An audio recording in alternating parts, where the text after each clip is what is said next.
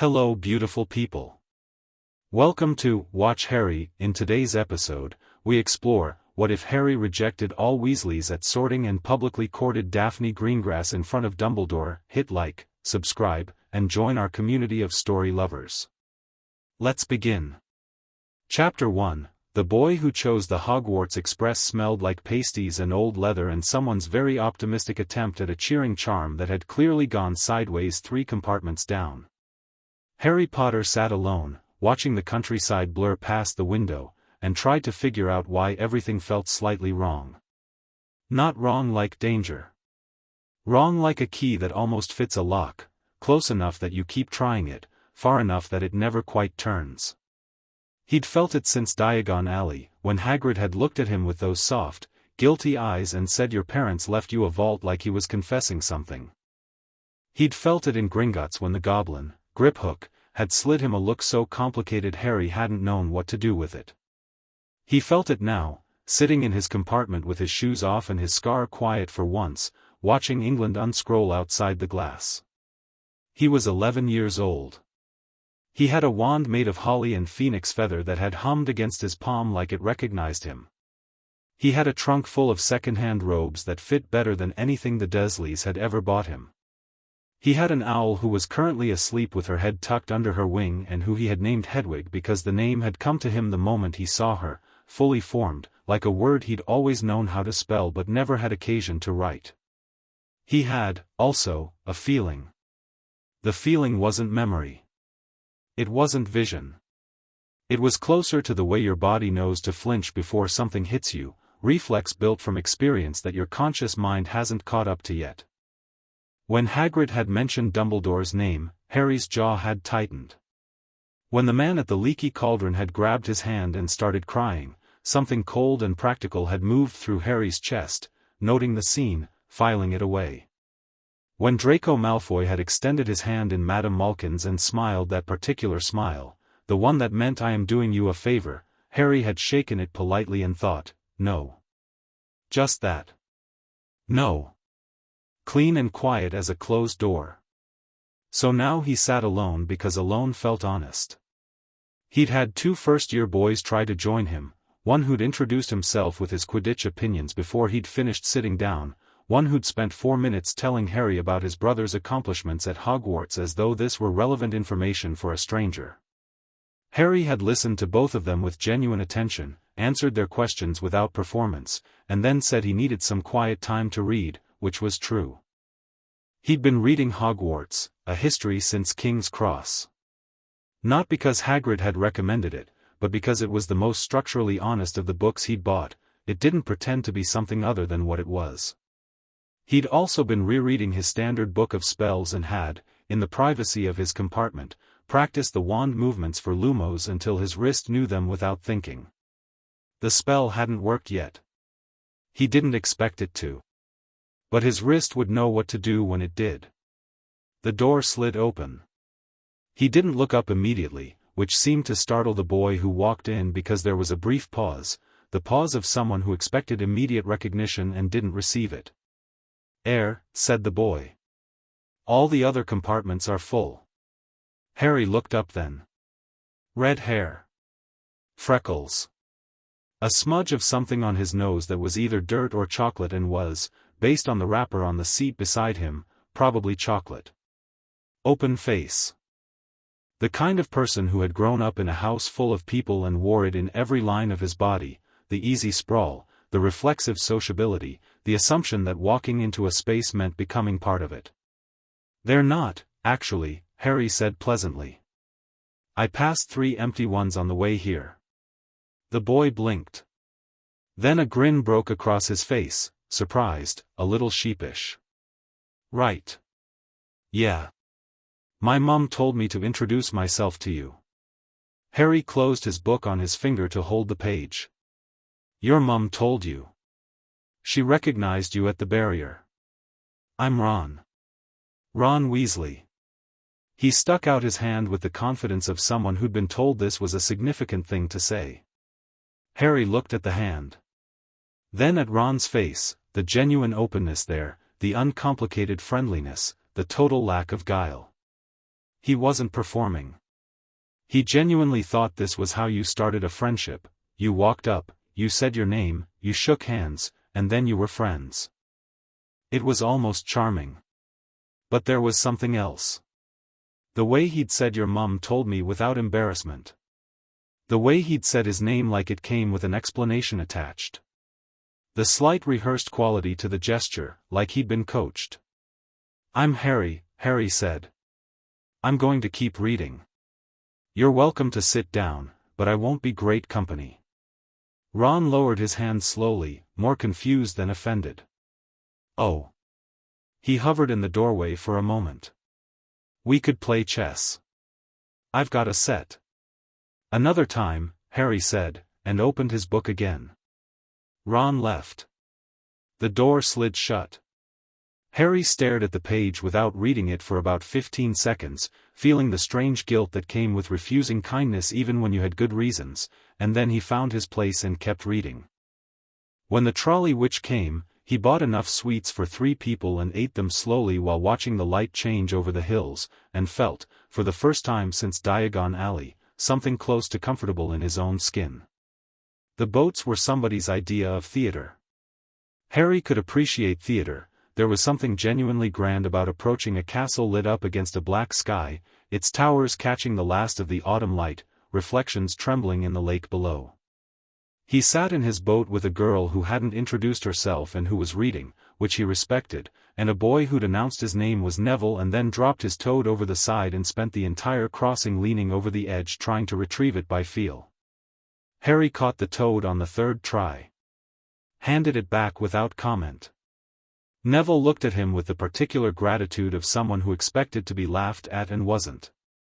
"Thanks," he said, and tucked Trevor firmly into his breast pocket. "Don't let him out again until we're on dry land," Harry said. "Right. Yeah. He doesn't like water, is the thing, so he keeps jumping toward it, which doesn't make any." Neville stopped himself. "Sorry. You probably don't care about my toad's psychology."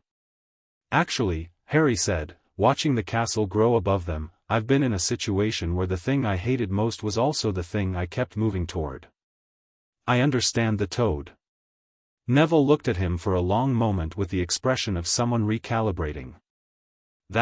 Yeah. That's kind of exactly it." They didn't talk again, but it felt like the comfortable silence rather than the awkward kind, and when they climbed out on the other bank Harry found himself thinking that Neville Longbottom was going to be someone worth knowing. The inside of the castle hit him in the chest. He didn't know why. He'd never been here before, he was certain he'd never been here before, but walking through the entrance hall, his footsteps ringing on the stone, something in him settled. Like a compass needle swinging to north. Like a word you've been trying to remember suddenly arriving. Home, some part of him thought, and then immediately told that part to slow down, because that was a lot to put on a building. Professor McGonagall was exactly what a person looked like when they had decided to be competent and had been doing it for so long that it had become structural. Harry liked her immediately, not because she was warm, because she wasn't, but because she looked at all of them like they were real people with real potential for both brilliance and catastrophe, and that felt more respectful than the misty-eyed recognition he'd been getting all day. She explained the sorting. She left them in the antechamber. She did not explain what the sorting actually involved, which Harry filed under deliberate rather than oversight. He stood among his future classmates and looked around, because looking cost nothing. Most of them were doing some version of nerves, fidgeting, whispering, one girl hyperventilating quietly in the corner while her friend patted her back. Ron Weasley was standing with a round-faced boy and actively guessing out loud how the sorting worked, which Harry thought was an interesting choice for someone who came from a wizarding family and presumably could have asked his siblings. But mostly he was looking at the Slytherin side of the antechamber, because he'd been thinking about houses since Diagon Alley, when Draco Malfoy had said Slytherin, if you've got any real ability, with that particular tone that suggested he expected to be agreed with. Harry had said nothing then. He was still not sure what he thought now. He knew what he'd been told, Slytherin was the dark house, the house that produced dark wizards, the house where ambition and cunning lived in rooms that were also occupied by prejudice and cruelty. He knew that the Sorting Hat would make the call, and he knew that the hat was supposedly very good at its job. What he hadn't decided yet was whether he would argue with it. Then he saw her. She was standing slightly apart from the cluster of students who'd been making tentative Slytherin-coded noises, not Draco's group, who were loud about it, but not the opposite end either. Just apart. Dark hair. Gray eyes the color of winter sky. Very still in the way of someone who had been taught stillness rather than born to it, because there was effort in it, a slight tension in the jaw that said she was watching everything carefully and choosing what to show. She was the only student in the room who wasn't doing some form of performance, not performing confidence, not performing nerves, not performing friendliness or hauteur or cool indifference. She was simply present in a way that struck Harry as genuinely rare among 11-year-olds, including himself. As he was thinking this, she glanced over at him. Not the look he'd been getting all day, the hunger-fear-wonder complex that came with the scar. This was different. It was assessment. It was, I notice you noticing, and I am deciding what I think about that. Her gaze moved from his face to his scar to his general posture and back to his face, and then she looked away again without expression. Harry felt the corner of his mouth move. She didn't look back. The Sorting Hat was, predictably, theatrical. Harry stood in line and watched it sing a song that was actually more sophisticated than it had any right to be, given that it was a hat, and thought about what he wanted, which was something he'd been told didn't matter and which he had recently decided mattered more than almost anything else. He watched Hermione Granger get sorted into Gryffindor with the kind of relief visible from 30 paces.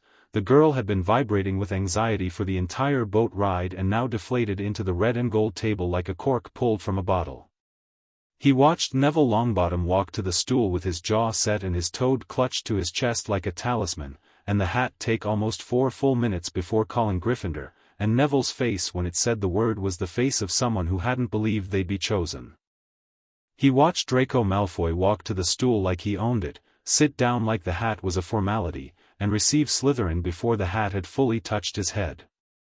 Draco swept back to the table with his chin up and his friends behind him, and managed to somehow communicate, through posture alone, that he personally had arranged for this outcome. Then McGonagall called Potter, Harry. The great hall went very quiet. Not the settling down quiet of a room preparing for something routine. The specific quality of quiet that happens when a collective breath is held. Harry walked to the stool.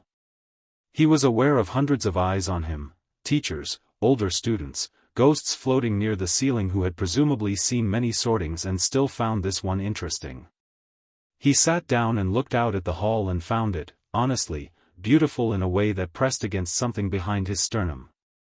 The ceiling was the night sky. The candles floated.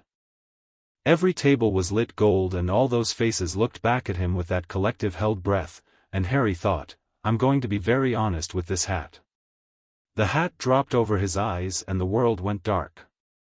My, said a voice in his head, old and textured and amused in the specific way of something that had been doing the same job for 1,000 years and had found ways to keep it interesting. You're an unusual one. I try, Harry thought. You don't, actually. That's what's unusual. The hat shifted, feeling its way through him in a way that wasn't unpleasant, more like someone turning pages in a book they're genuinely interested in. Most students try very hard to be whatever they think is expected. You've decided not to do that. When did you decide that? On the train, Harry thought. Before the train, maybe. Before Hogwarts, the hat said, and it wasn't a question. Interesting. You have something in here, I've felt this before, a long time ago, a kind of sediment. Like you've already lived through something and it's left traces. A pause. You're not afraid of me. Should I be? Children generally are. You're sitting in front of 400 people and you're thinking about the architecture of the ceiling. It's very good architecture, Harry thought. Gryffindor would take you, the hat said, and Harry heard the bait in it. Courage like yours, the kind that doesn't need an audience, that's exactly what they build their house on. I know. But you're already thinking no. Tell me why. Harry thought about it carefully, because the hat deserved a real answer. Because Gryffindor is where people expect me to go. And I've been thinking, a lot, this summer, about the difference between courage and performance. Gryffindor as a house seems to sometimes confuse the two. I don't want to belong to a tradition. I want to build something. The hat was quiet for a moment. Harry got the impression it was smiling, though hats didn't have faces. Ravenclaw, then, it offered. Your mind is extraordinary, not just clever, actually extraordinary. I haven't felt a mind like yours in years. You could do remarkable things in Ravenclaw. I know that too, Harry thought. But I think remarkable things from a place of pure intellect, without political understanding, without knowing how the world actually works, the parts that aren't in books, that's not enough. I've been reading about magical society this summer. The way it's organized. The way power actually moves. I want to understand those systems from the inside. And the inside of those systems, said the hat slowly, is Slytherin, Harry thought. Not because I want to be a dark wizard. Because I want to know how dark wizards are made, and how they're stopped, and because I want to walk into a room and understand every person in it. And because, he paused, and the next thought came quieter, more honest, because no one would expect it of me. And I'm tired of being what people expect. Silence. Long, deep, considering silence. One more thing, the hat said, and its voice had changed, softer now, or more careful. There's something in you that's been planning this. Planning something. Not consciously, not in words, but in the way water plans its way through rock, relentlessly, without force, just by being there. I don't know what you're planning. I'm not sure you know either. But I'll tell you what I told the last student who sat here with this quality: be careful what you become in the name of what you want. I'll try, Harry thought. Good, said the hat, and then, in a voice that rang through the great hall like a struck bell, Slytherin. The silence lasted approximately 2 full seconds. Then the Slytherin table erupted into cheers that were half genuine and half political. Harry could already parse the difference, the pure noise from the first years who just wanted something to celebrate versus the calculated enthusiasm from the older students who had just realized what Harry Potter and Slytherin meant for their house's standing. The Gryffindor table was silent in the way of people who have just received information they need time to process. The Hufflepuff table was buzzing with whispered conversation. The Ravenclaw table looked, collectively, like they were already constructing theories. Dumbledore, seated at the head table, had gone very still. Harry pulled off the hat, handed it to Professor McGonagall, and walked to the Slytherin table. As he passed the space between the Gryffindor and Slytherin tables he glanced, once, at the headmaster.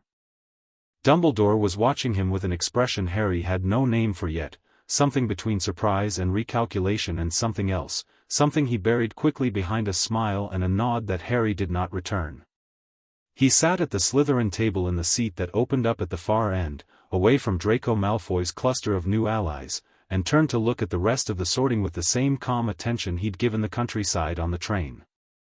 3 seats down, Daphne Greengrass was watching him. He met her eyes.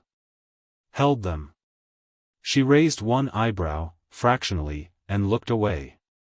Harry thought, that is the most honest response I've received all day. Ron Weasley ended up in Gryffindor, which the red and gold table received with loud warmth. He sat down next to a second year who clapped him on the back and announced that the Weasley table was now fully occupied, whatever that meant. Ron laughed, flushed with belonging, and only glanced once toward the Slytherin table where Harry Potter was sitting quietly cutting his roast beef into exact halves. Ron looked away quickly. He didn't know what he felt. It wasn't entirely disappointment, he told himself. He'd only spoken to the bloke for 5 minutes. His mum had told him to introduce himself, and he had, and Harry had been, not rude, actually. Just closed. Like a door that was politely locked rather than slammed. Ron didn't know what to do with politely locked doors. Did you see? Percy was leaning across the table with his prefect badge gleaming and his voice pitched carefully between excited and scandalized. Potter in Slytherin. Mum is going to send an owl immediately, yeah, Ron said. He poked a roast potato. We know.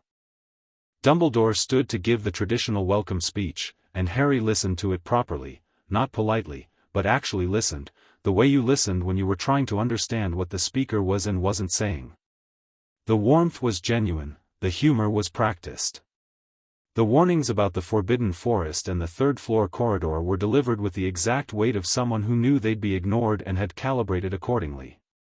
He was a man who understood how to work with human nature rather than against it. Harry could respect that even while he noticed it. What he noticed most, though, was the way Dumbledore's gaze found him twice during the speech. Not obviously, the old man was too good for that. Once in the middle of a sentence about the glory of learning, and once at the end, when the candlelight caught his half-moon glasses and turned them briefly opaque. Both times, Dumbledore was smiling. Both times, the smile didn't quite reach his eyes. He's recalculating, Harry thought. Something I did tonight wasn't supposed to happen, and he's working out what to do about it. He ate his chicken and considered that, and felt not afraid but interested.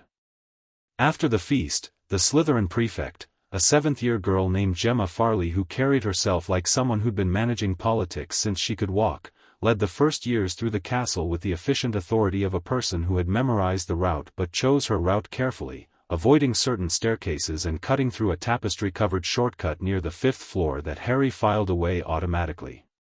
The dungeons were colder than the Great Hall.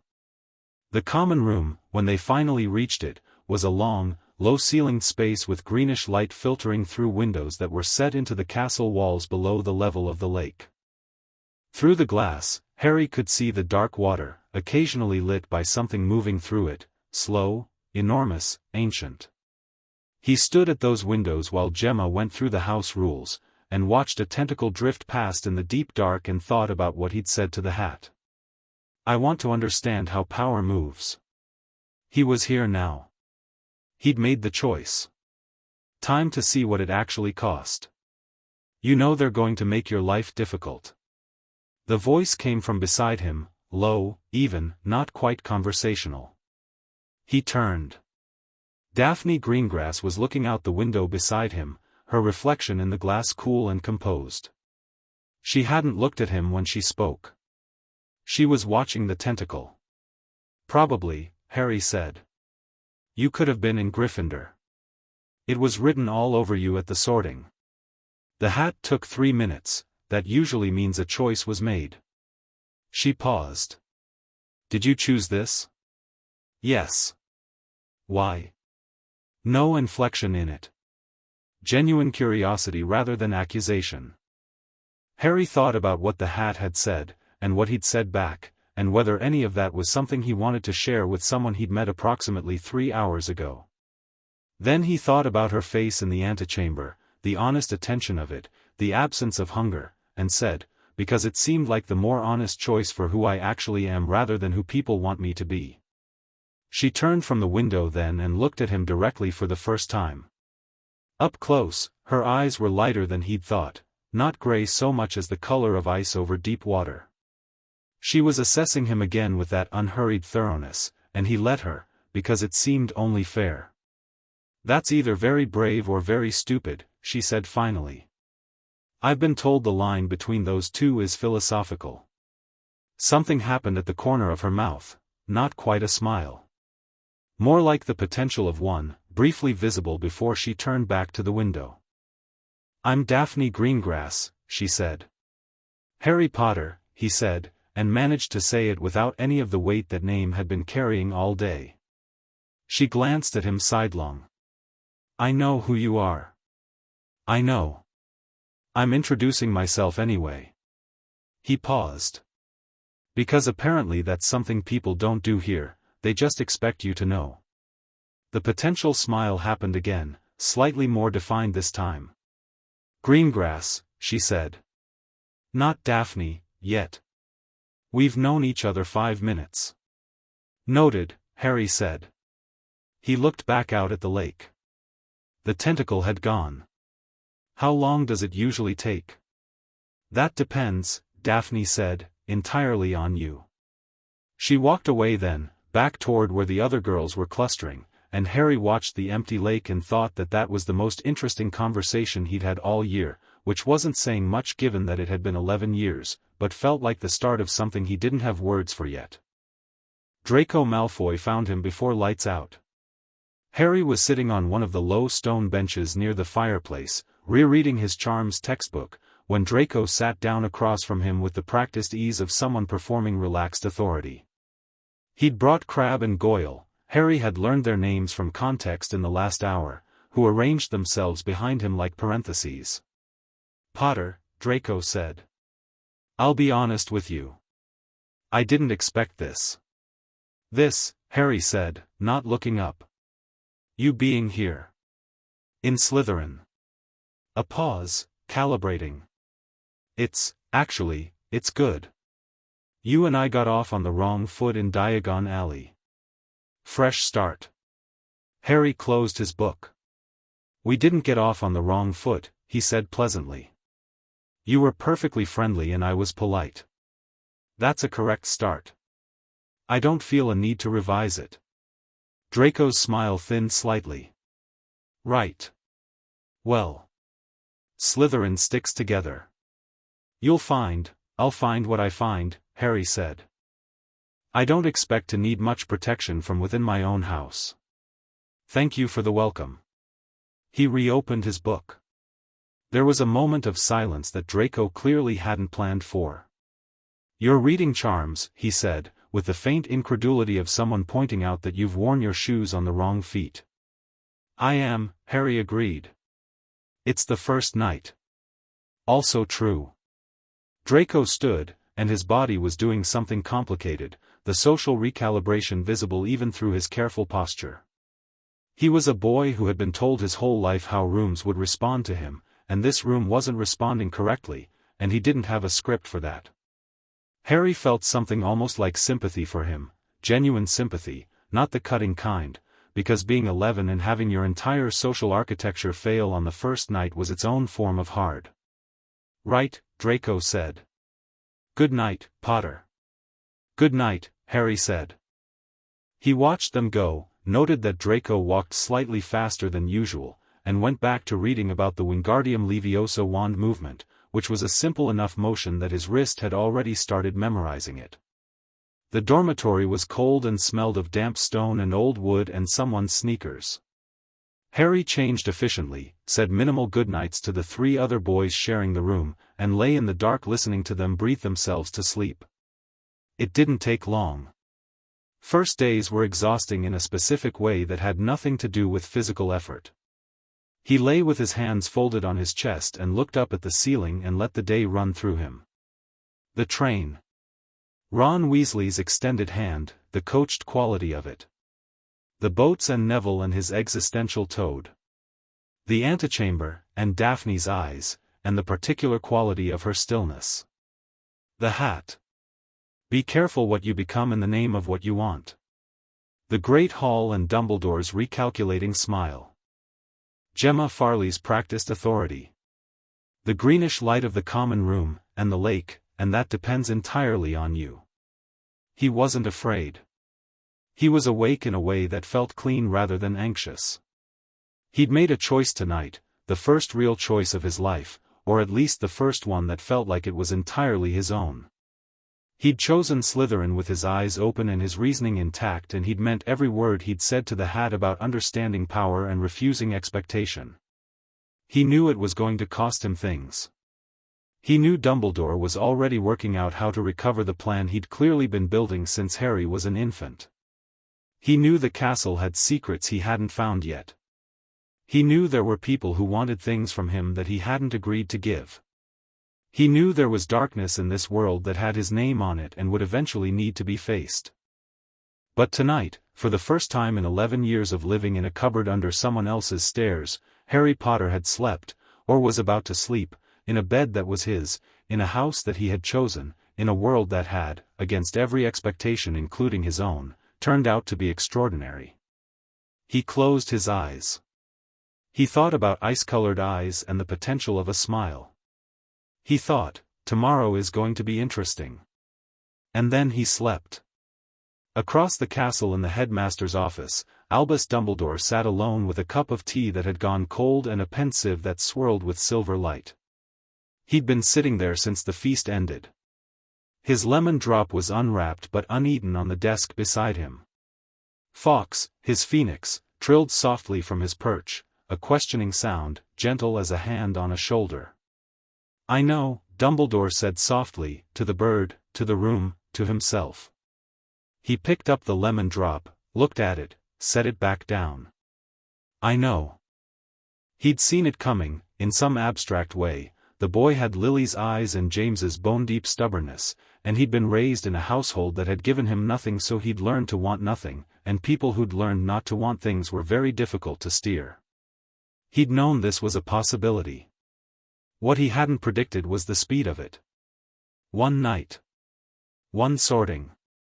The whole architecture of the first year, the Weasleys, Gryffindor, the careful knitting of loyalties that would eventually make Harry willing to die for the cause, shaken in the 40 seconds it took a hat to speak one word.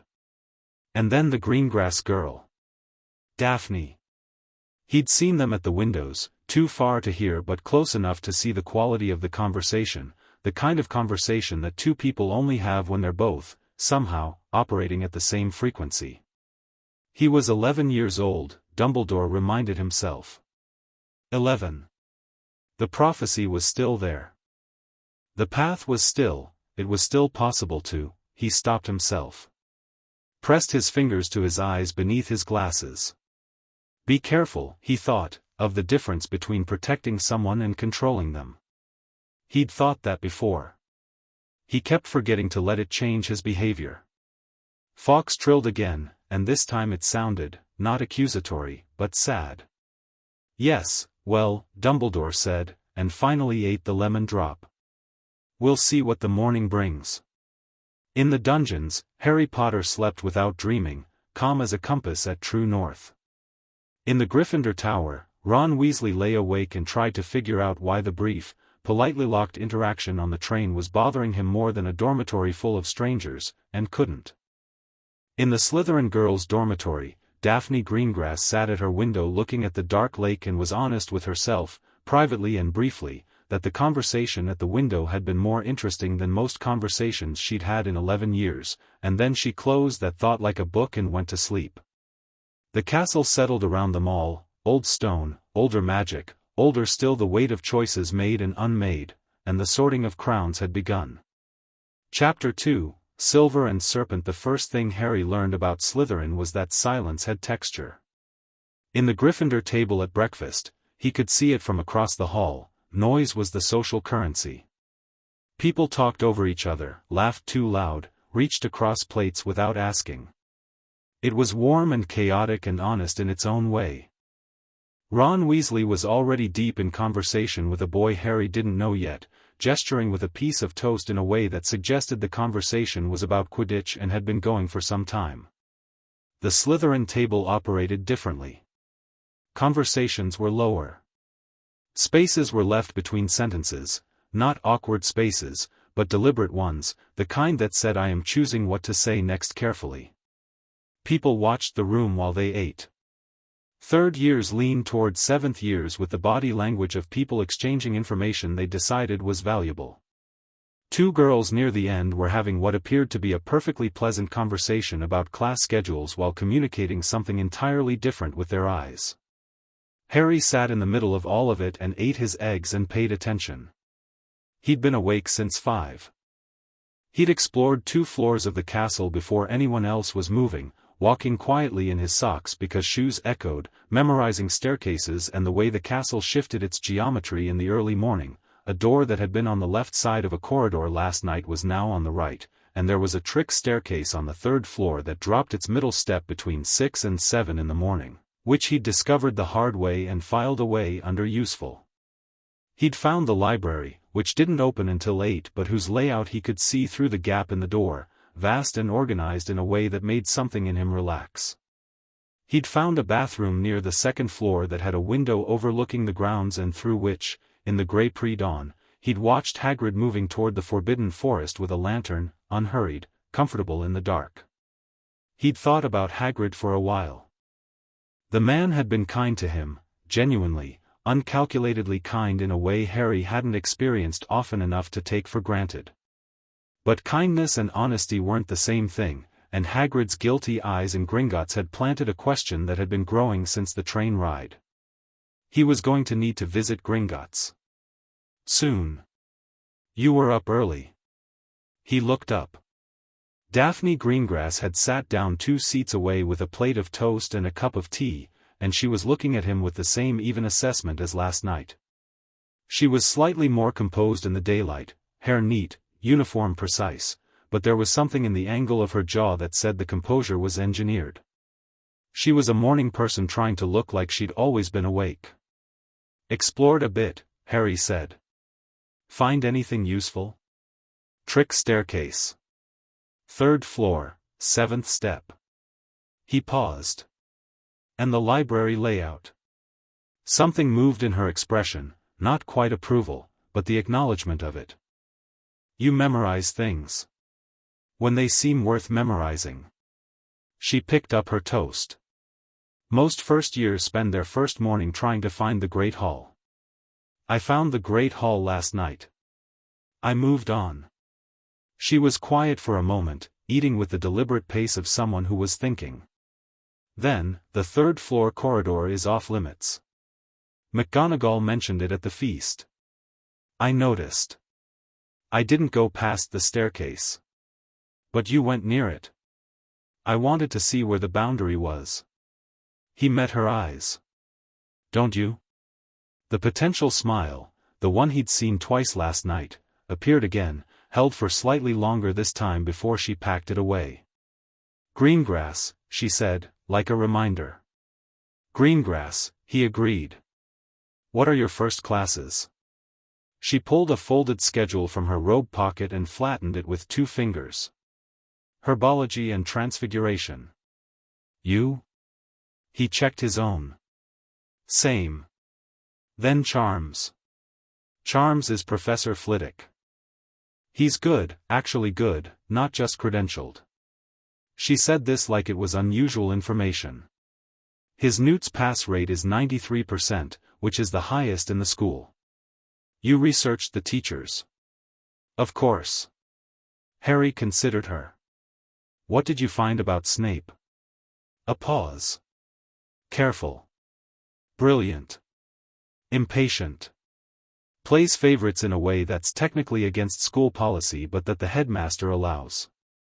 She set down her toast. He's partial to Slytherin. We should be careful not to rely on that. Because? Because favor extended on the basis of house membership is conditional on being the right kind of Slytherin. She looked down the table to where Draco Malfoy was holding court at the far end, telling a story that was making Crabbe and Goyle laugh. And there are already existing hierarchies in this house that we either conform to or we don't. We, Harry noted. She looked at him steadily. Observation. Not an offer. Noted, Harry said, and refilled his pumpkin juice, and tried not to feel the specific satisfaction of a conversation that was going the way he wanted it to. Herbology was in the greenhouses with Professor Sprout, who was a small woman covered in dirt and possessed of the joyful practicality of someone who had spent so long working with living things that she had become, in some fundamental way, alive in a way that most adults weren't. She didn't care about their houses. She didn't care about Harry's scar. She cared that they hold their dragon-hide gloves properly and not squeeze the mandrake shoots too hard, and this was, Harry thought, completely correct. He worked across from Neville Longbottom, who had been placed in the greenhouse by some scheduling that seemed to find the Gryffindor and Slytherin first years sharing 3 classes, which Harry suspected was deliberate. Neville had his hands in the soil before Sprout had finished her instructions, with the unconscious ease of someone who had done this before. His movements were quiet and confident in a way that his face wasn't. "You're good at this," Harry said, watching him repot a bulb with a deftness that Harry's own attempt was not currently matching. Neville looked up. He had the startled expression of someone who was used to comments about his work being corrections. "My gran has greenhouses. Yeah." "Show me the grip," Harry said. Neville blinked. Then, tentatively, he repositioned Harry's hands around the root ball, adjusting the angle slightly. "It's like, you want to support it from the base, not hold it from the sides, because the stem is fragile but the root structure is actually quite strong if you, like this?" "Yeah. Yes. Exactly." Harry's plant went in cleanly.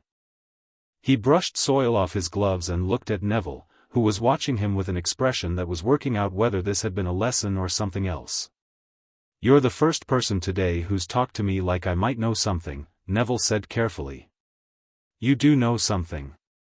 Harry moved to the next pot. "Most people come into places knowing things. They just stop believing that when they arrive somewhere new." He paused. "What else can you do that you haven't told anyone about yet?" Neville opened his mouth, closed it, and then started talking about plant-based antidotes with the careful momentum of someone who's used to stopping themselves and has decided, just this once, not to. Harry listened with genuine attention, which was all it took. Transfiguration with McGonagall was a different kind of serious. She arrived exactly when the bell stopped, set a beetle on her desk, and turned it into a button in the time it took for the class to stop talking, a seamless, absolute transformation that Harry felt rather than saw, a shift in the quality of the air that made the hair on his arm stand up. She gave them the theory for 20 minutes with the focused precision of someone delivering essential information rather than performing expertise, and then set them to practicing the match-into-needle conversion. Harry sat next to Daphne Greengrass. They had, without discussing it, ended up next to each other at the long table, and applied himself to his match with the same methodical attention he'd given the Wingardium Leviosa wand movement at 2 in the morning. The theory was about intent. McGonagall had been clear. The spell required a precise mental image of the target, not just the wand movement, not just the incantation, but the shape and weight and feeling of what you wanted to create. It wasn't about force. It was about clarity. Harry closed his eyes for 3 seconds.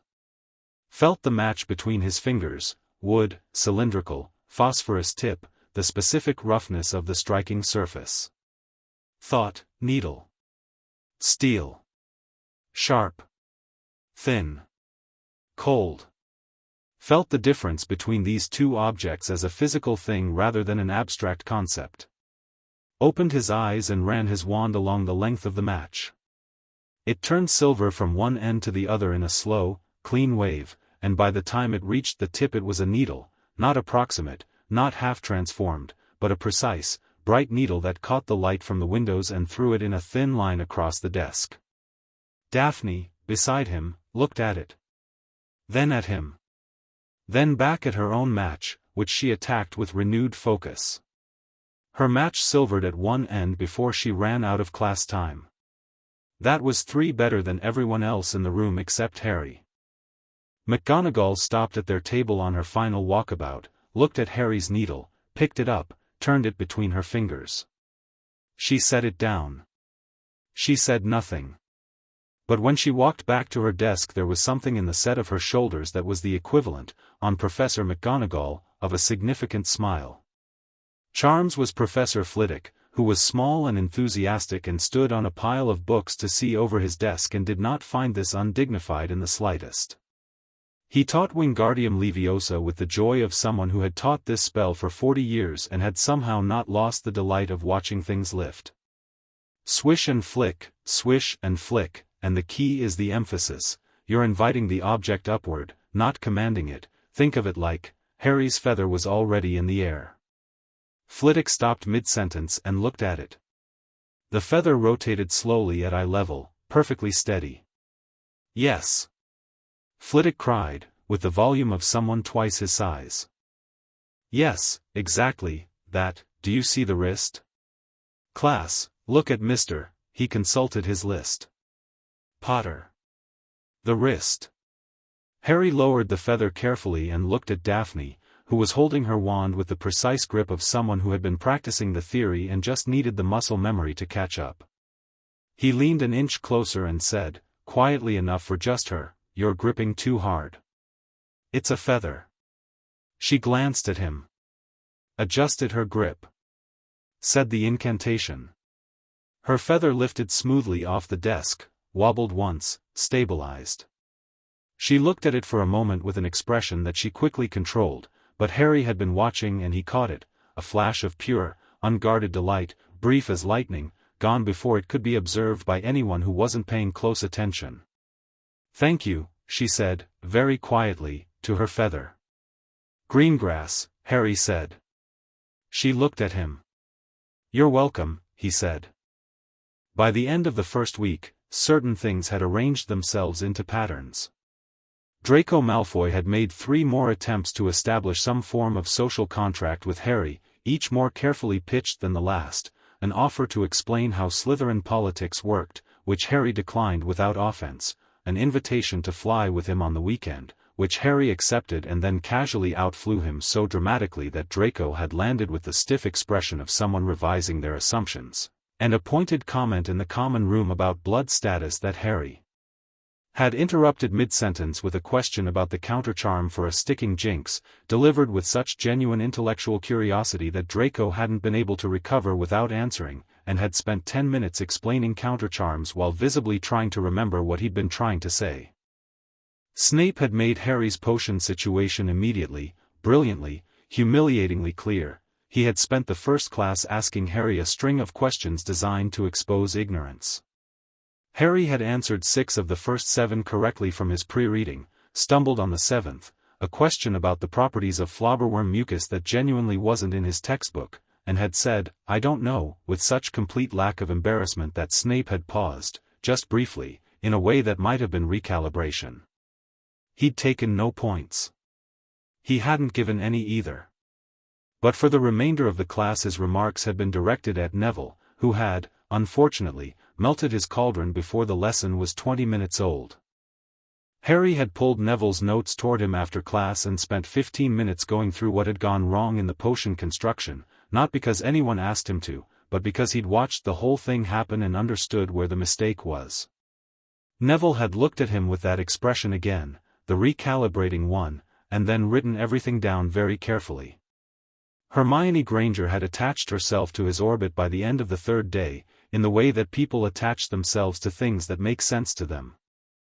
She was Gryffindor, which meant she sat at a different table and slept in a different tower and had pointedly not been told by her housemates that she should interact with the Slytherin who lived, but she'd found him in the library on Wednesday and sat down across from him and said, "You answered 4 of the questions Snape asked before I'd even thought about raising my hand, and I have read that chapter 3 times, with the tone of someone lodging a formal complaint." "What was your reading schedule?" Harry asked. She blinked. "I read it twice in August and once on the train. I read it 4 times and made margin notes. The 5th reading is for recall." He turned his book to show her. "The first 3 readings are comprehension. The 4th is retention. The 5th is the one where you start to see the structure beneath the information." Hermione stared at his margins, which were dense with small, clear annotations, and looked like someone who had just been handed something she needed very badly and didn't know how to feel about receiving it. That's not in any study guide I've read," she said. "I made it up," Harry said. "On the train." She sat down and pulled out her own copy of the potions textbook and started making margin notes. She didn't ask his permission, which he respected. She also didn't speak to him for another 40 minutes, which he respected even more. It was the 7th day when he wrote the letter. He wrote it at the small desk in the corner of the dormitory at 6 in the morning while his roommate slept, in the neat careful handwriting he developed over the summer when he'd realized that thinking clearly and writing clearly were the same skill approached from different directions. "To the account manager of the Potter estate, my name is Harry James Potter. I am the sole heir to the Potter estate and I have not, to my knowledge, ever communicated with Gringotts Bank regarding the management of that estate. I write now to request a full accounting of all assets held in the name of the Potter family, all transactions made on any Potter account since October 31, 1981, and a list of any individuals who have been granted access to or authority over any Potter account, vault, or trust, along with the legal basis for that access. I would also request confirmation of whether any Potter family properties, investments, or assets exist beyond what is held in Vault 687.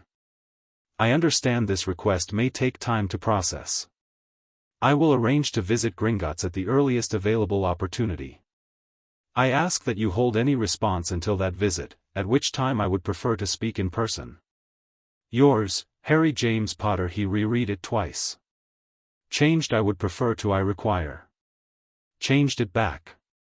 Kept it as request throughout because a request was more honest than a demand when he didn't yet know what he was asking about. He sealed it. Took it to Hedwig, who accepted it with the serene importance of an owl who understood that certain letters were significant without being told why. Gringotts, he said. Head goblin of the Potter accounts, if you can find them. Hedwig nipped his finger gently, not hard, affectionately, and launched herself through the window into the grey morning. Harry watched her go. Then he got dressed and went to the library to read. The Quidditch tryouts for the house teams weren't until October, which meant Harry had 2 weeks of watching the older students fly during free periods before he could access a school broom without signing up for the proper allocation.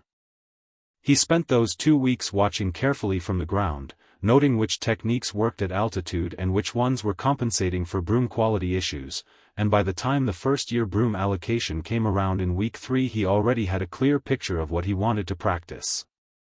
He flew the way he'd done everything so far, without flair, with precision, and with the specific recklessness that came from having very little fear of heights and a body that seemed to know brooms the way it knew wand movements, as though it had done this before. The allocation instructor, a second-year prefect named Marcus who had taken it as a punishment assignment, stopped watching the other students after Harry's second circuit and just stood there with his clipboard. "How long have you been flying?" he asked, when Harry brought the broom down. "First time," Harry said. Marcus looked at him. Looked at the broom. Looked at where Harry had just been doing a controlled dive that most fourth years couldn't manage without overcorrecting. "Right," Marcus said, and made a note that Harry was fairly sure wasn't on the standard form. The morning Hedwig came back, it was the 10th day of October. Harry was in charms when she arrived, which was irregular enough that Flitwick stopped the class to let her land on the window ledge and accept her letter. She'd been fast, faster than he'd expected, which meant Gringotts had responded immediately rather than waiting for his visit. The letter was on heavy, cream-colored parchment, sealed with the Gringotts sigil and a second seal he didn't recognize, an embossed crown over a serpent, which he studied for a moment before breaking it. "Mr. Potter, your letter was received and its contents noted. You will be pleased to know that a full accounting of the Potter estate has been prepared and is ready for your review. You will be less pleased to know that the accounting contains several items requiring your urgent personal attention. We do not conduct estate business by owl. Please visit at your earliest convenience.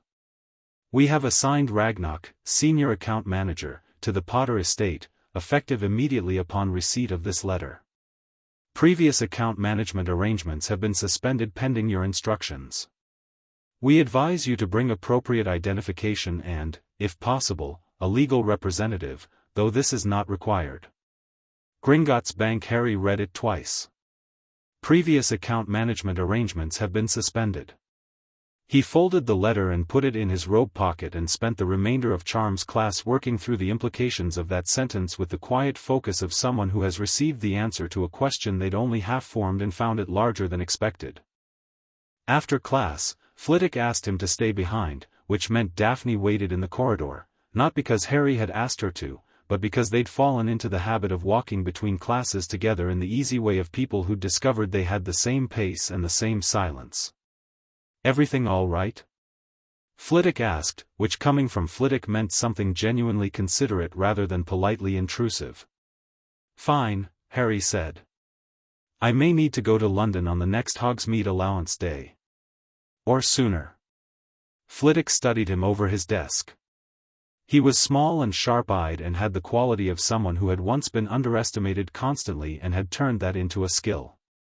Students don't typically make independent trips to London during term. I know, Harry said. I may need to make a case to Professor McGonagall. Or, Flitwick said carefully, to Professor Dumbledore. Harry met his eyes.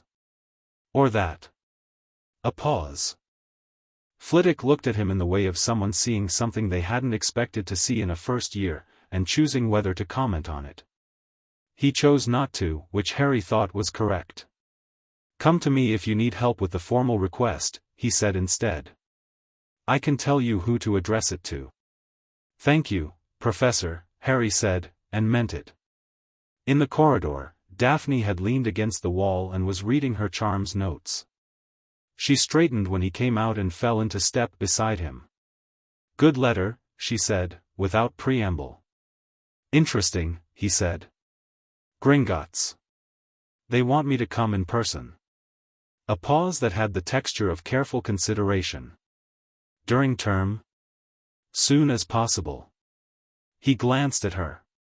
You know anything about estate account management? How the Potter accounts would have been, he stopped. She kept her eyes forward. My father manages our estate personally. He wouldn't allow anyone else access under any circumstances. He says, another pause, this one shorter, he says the only reason someone manages your money for you is if they don't want you to know what they're doing with it. Harry let that sit between them for the length of the corridor. That's a very useful thing to know, he said. I know. She turned toward the Great Hall. Lunch. He made his request to Professor McGonagall that afternoon, in her office, which was spare and organized and smelled of old parchment and, faintly, cat. He made it standing rather than sitting because sitting felt like asking, and he wasn't asking, he was informing. I need to go to Gringotts, he said. I've received a letter from the bank requesting my personal attendance regarding the Potter estate. I'd like to go this weekend if possible. McGonagall looked at him over her glasses. She had the expression she got when she was recalibrating for a student who kept landing outside the expected range. You've been here less than 3 weeks. I know. Students aren't typically permitted. I'm not typically a student, Harry said. I'm the last of the Potter line, and I have accounts at Gringotts that have apparently been managed in ways that require my attention. I'm not asking to go to Diagon Alley for recreation. I'm asking to attend to legal business. He held her gaze evenly. If it would help, I could share the Gringotts letter. She looked at him for a moment longer than usual. Then she held out her hand. He gave her the letter. She read it. She read it again, which told him something. Previous account management arrangements have been suspended, she read aloud, and then she was quiet for a full 6 seconds, which Harry had learned was a long time for Professor McGonagall to be quiet. I'll need to speak to the headmaster, she said finally. That's fine, Harry said. He paused, then said, because it was true and because he thought she deserved honesty, Professor. I'm not trying to cause problems. I'm trying to understand what I'm the heir to and who's been managing it. That seems like something I should be allowed to know. Something shifted in her face. She was a woman who operated almost entirely through duty and competence, and Harry had just made his request in the same currency. He saw it land. I'll speak with Dumbledore this evening, she said. I'll send word to your dormitory. Thank you, Harry said, and left. He was halfway back to the common room when he realized he'd been followed. Not followed like a threat, followed like someone had noticed his direction and made the same choice. He turned a corner to a staircase and waited, and 3 seconds later Ron Weasley came around the corner and stopped. They looked at each other. Ron had the look he'd been wearing all month in Harry's peripheral vision, a complicated expression composed of hurt and curiosity and something that was trying to be indifference and not quite managing it. He was taller than Harry and broader, and he had the general appearance of someone who moved through the world by taking up space and finding that this worked. "All right," Ron said. "All right," Harry said. A pause. Ron stuck his hands in his pockets. I'm not following you." "I know," Harry said. "We're both going toward the dungeon staircase." "Oh." A further pause. "You're in the dungeons." "Slytherin," Harry confirmed. Ron nodded slowly. He looked like he was working up to something. "My mum's written 3 times asking if I've talked to you more." "And have you?" "This is the most we've talked since the train." Harry looked at him, properly, the way he'd looked at Daphne and Neville and Flitwick, trying to see the actual person rather than the role.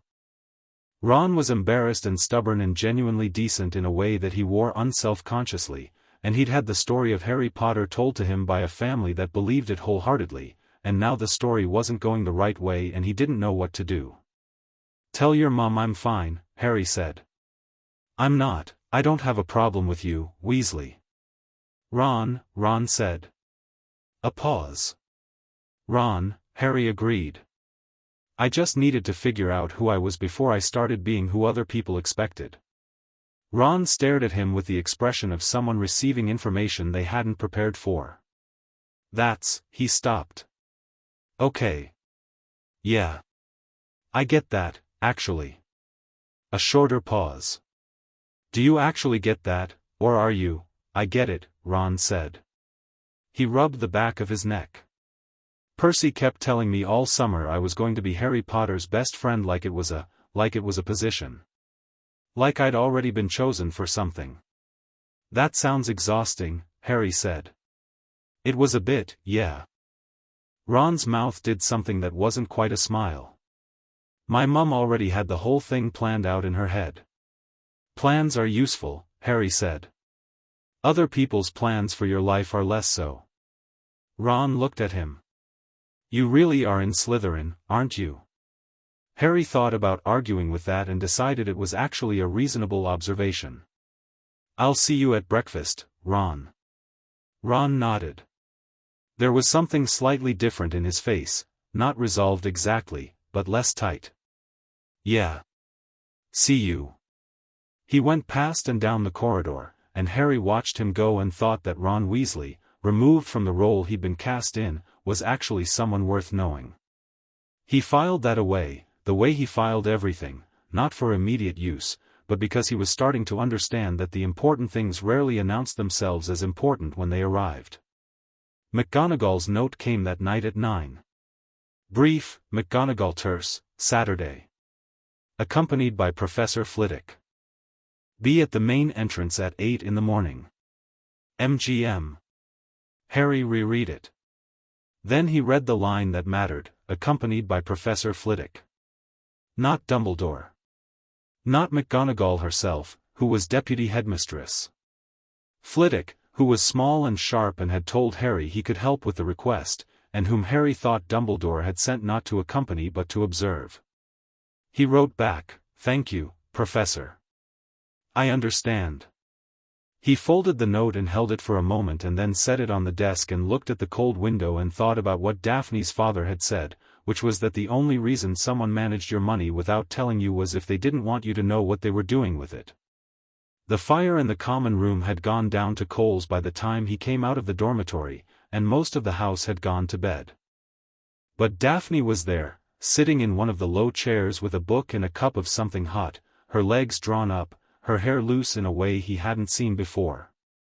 She looked up when he came in. Raised her eyebrows. "Saturday," he said. "Gringotts." She nodded slowly. "I want to know what they say."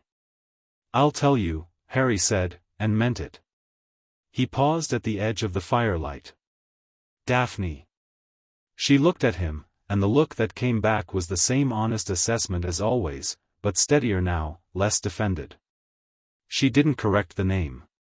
"Thank you for your father's advice," Harry said. A beat of silence. Then she turned back to her book. "Go to sleep, Potter." He went. He was smiling when he did. Saturday morning, the castle was quiet and grey and beautiful in the way of early autumn days that hadn't decided yet whether to be cold. Harry was at the main entrance at 10 to 8 because arriving early was information, and he found Professor Flitwick already there with a traveling cloak and a canvas bag and the expression of someone enjoying a surprise. "Mr. Potter," Flitwick said. "Ready?" "Yes," Harry said. "Professor, did Dumbledore brief you on why we're going?" Flitwick looked at him steadily. "He told me you'd received a letter from Gringotts requesting your attendance." A pause. "He also told me to observe and report back." Harry held his gaze. He liked Flitwick more for the honesty. "That's fine," he said. "I don't mind being observed. I just want to understand what we're walking into." "As do I," Flitwick said, and there was something in his voice that Harry filed away, the particular curiosity of someone who had seen the Gringotts letter and drawn their own conclusions. "Shall we?" They walked out into the bright cold morning, through the gates, to the apparition point, and then, with a crack that Harry experienced for the first time as a sideways compression of all his senses, to London, where the streets smelled of traffic and autumn leaves and the leaky cauldron's permanent cloud of fireplace smoke, and where somewhere underneath a city full of oblivious people, a bank full of goblins had been waiting for 11 years to show Harry Potter exactly how much had been done in his name without his knowledge. Harry straightened his robes, took a breath of city air, and walked through the leaky cauldron's door. Ragnarok was waiting for them in a private room off the main hall that smelled of stone and old metal, seated behind a desk that came up to his chest despite the fact that he was 3 feet tall. He had the particular quality of goblins at their most serious, a stillness that was nothing like ease, that was closer to a blade laid flat on a surface. He looked at Harry for a long moment. "You look like your mother," he said. "Around the eyes. Your father's jaw." "I've been told," Harry said. He sat down without being asked. "What do you need to show me?" Flitwick settled in the other chair quietly. Ragnarok glanced at him with the expressionlessness of someone who had expected a witness and prepared accordingly. "Your estate," Ragnarok began, "as of today, consists of 11 vaults, 3 properties, a majority holding in 4 wizarding businesses, and 2 family trust instruments set up by your paternal grandparents." He placed a folder on the desk and opened it. "Vault 687, which you have already visited, is your personal spending vault. It represents approximately 1% of the total Potter estate." Harry looked at the folder. 1%, he said. "Approximately." He was quiet for a moment. "And the rest?" "Has been managed," Ragnarok said, "since November 1, 1981, by Albus Dumbledore, who holds a magical guardian's authority granted under the emergency provisions of the Wizarding Minors Protection Act, which allows a named guardian to manage a minor's estate in the event of parental death." The room was very quiet. "That provision," Harry said carefully, "expires when the minor reaches 11. Ragnarok's expression didn't change, but something moved behind his eyes that Harry read as, "correct." "It expired on July 31 of this year. The management authority was not transferred. No contact was made with this bank to initiate that transfer. We sent notification to the guardian's address. We did not receive a response." Harry looked at the folder. Then at Flitwick, who was very still and very carefully not looking at either of them. "So for the last 2 months, Harry said, these accounts have been in a legal no man's land. Technically, the authority expired and was not renewed. We suspended active management pending contact from the heir." Ragnarok paused. "You contacted us." "I did." Harry folded his hands on the table. "What, specifically, requires my urgent personal attention?" Ragnarok turned 3 pages in the folder. "In 1982, he said, a one-time withdrawal was made from the Potter primary vault, not Vault 687, but the primary vault, in the amount of 15,000 galleons. The stated purpose was educational expense provision. This was withdrawn to a Dumbledore family account." Harry said nothing. "In 1984, a standing order was established directing quarterly payments from the Potter family trust to an unspecified charitable cause also administered by Dumbledore. These payments have been ongoing for 7 years. The fire in the small hearth crackled. No one else in the room moved. The total amount extracted from the Potter estate since November 1981 under the Magical Guardian Authority, Ragnarok said, turning to the last page, is approximately 22,000 galleons, spread across 17 separate transactions.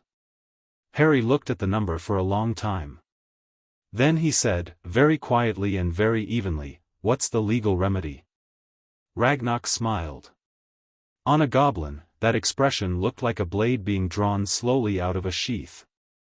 The Wizarding Financial Restitution Act of 1942 allows an heir, upon reaching majority of the estate, to claim full return of any funds extracted under expired or invalid authority, with interest, within 1 year of the authority's expiration.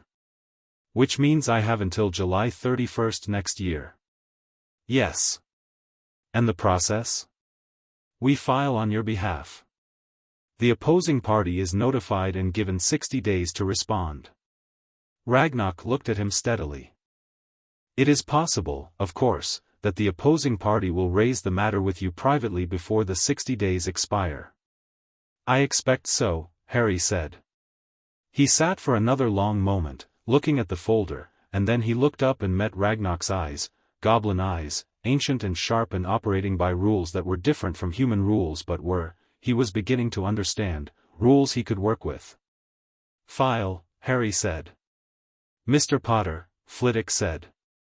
Professor, Harry said without looking away from Ragnarok. You were asked to observe and report.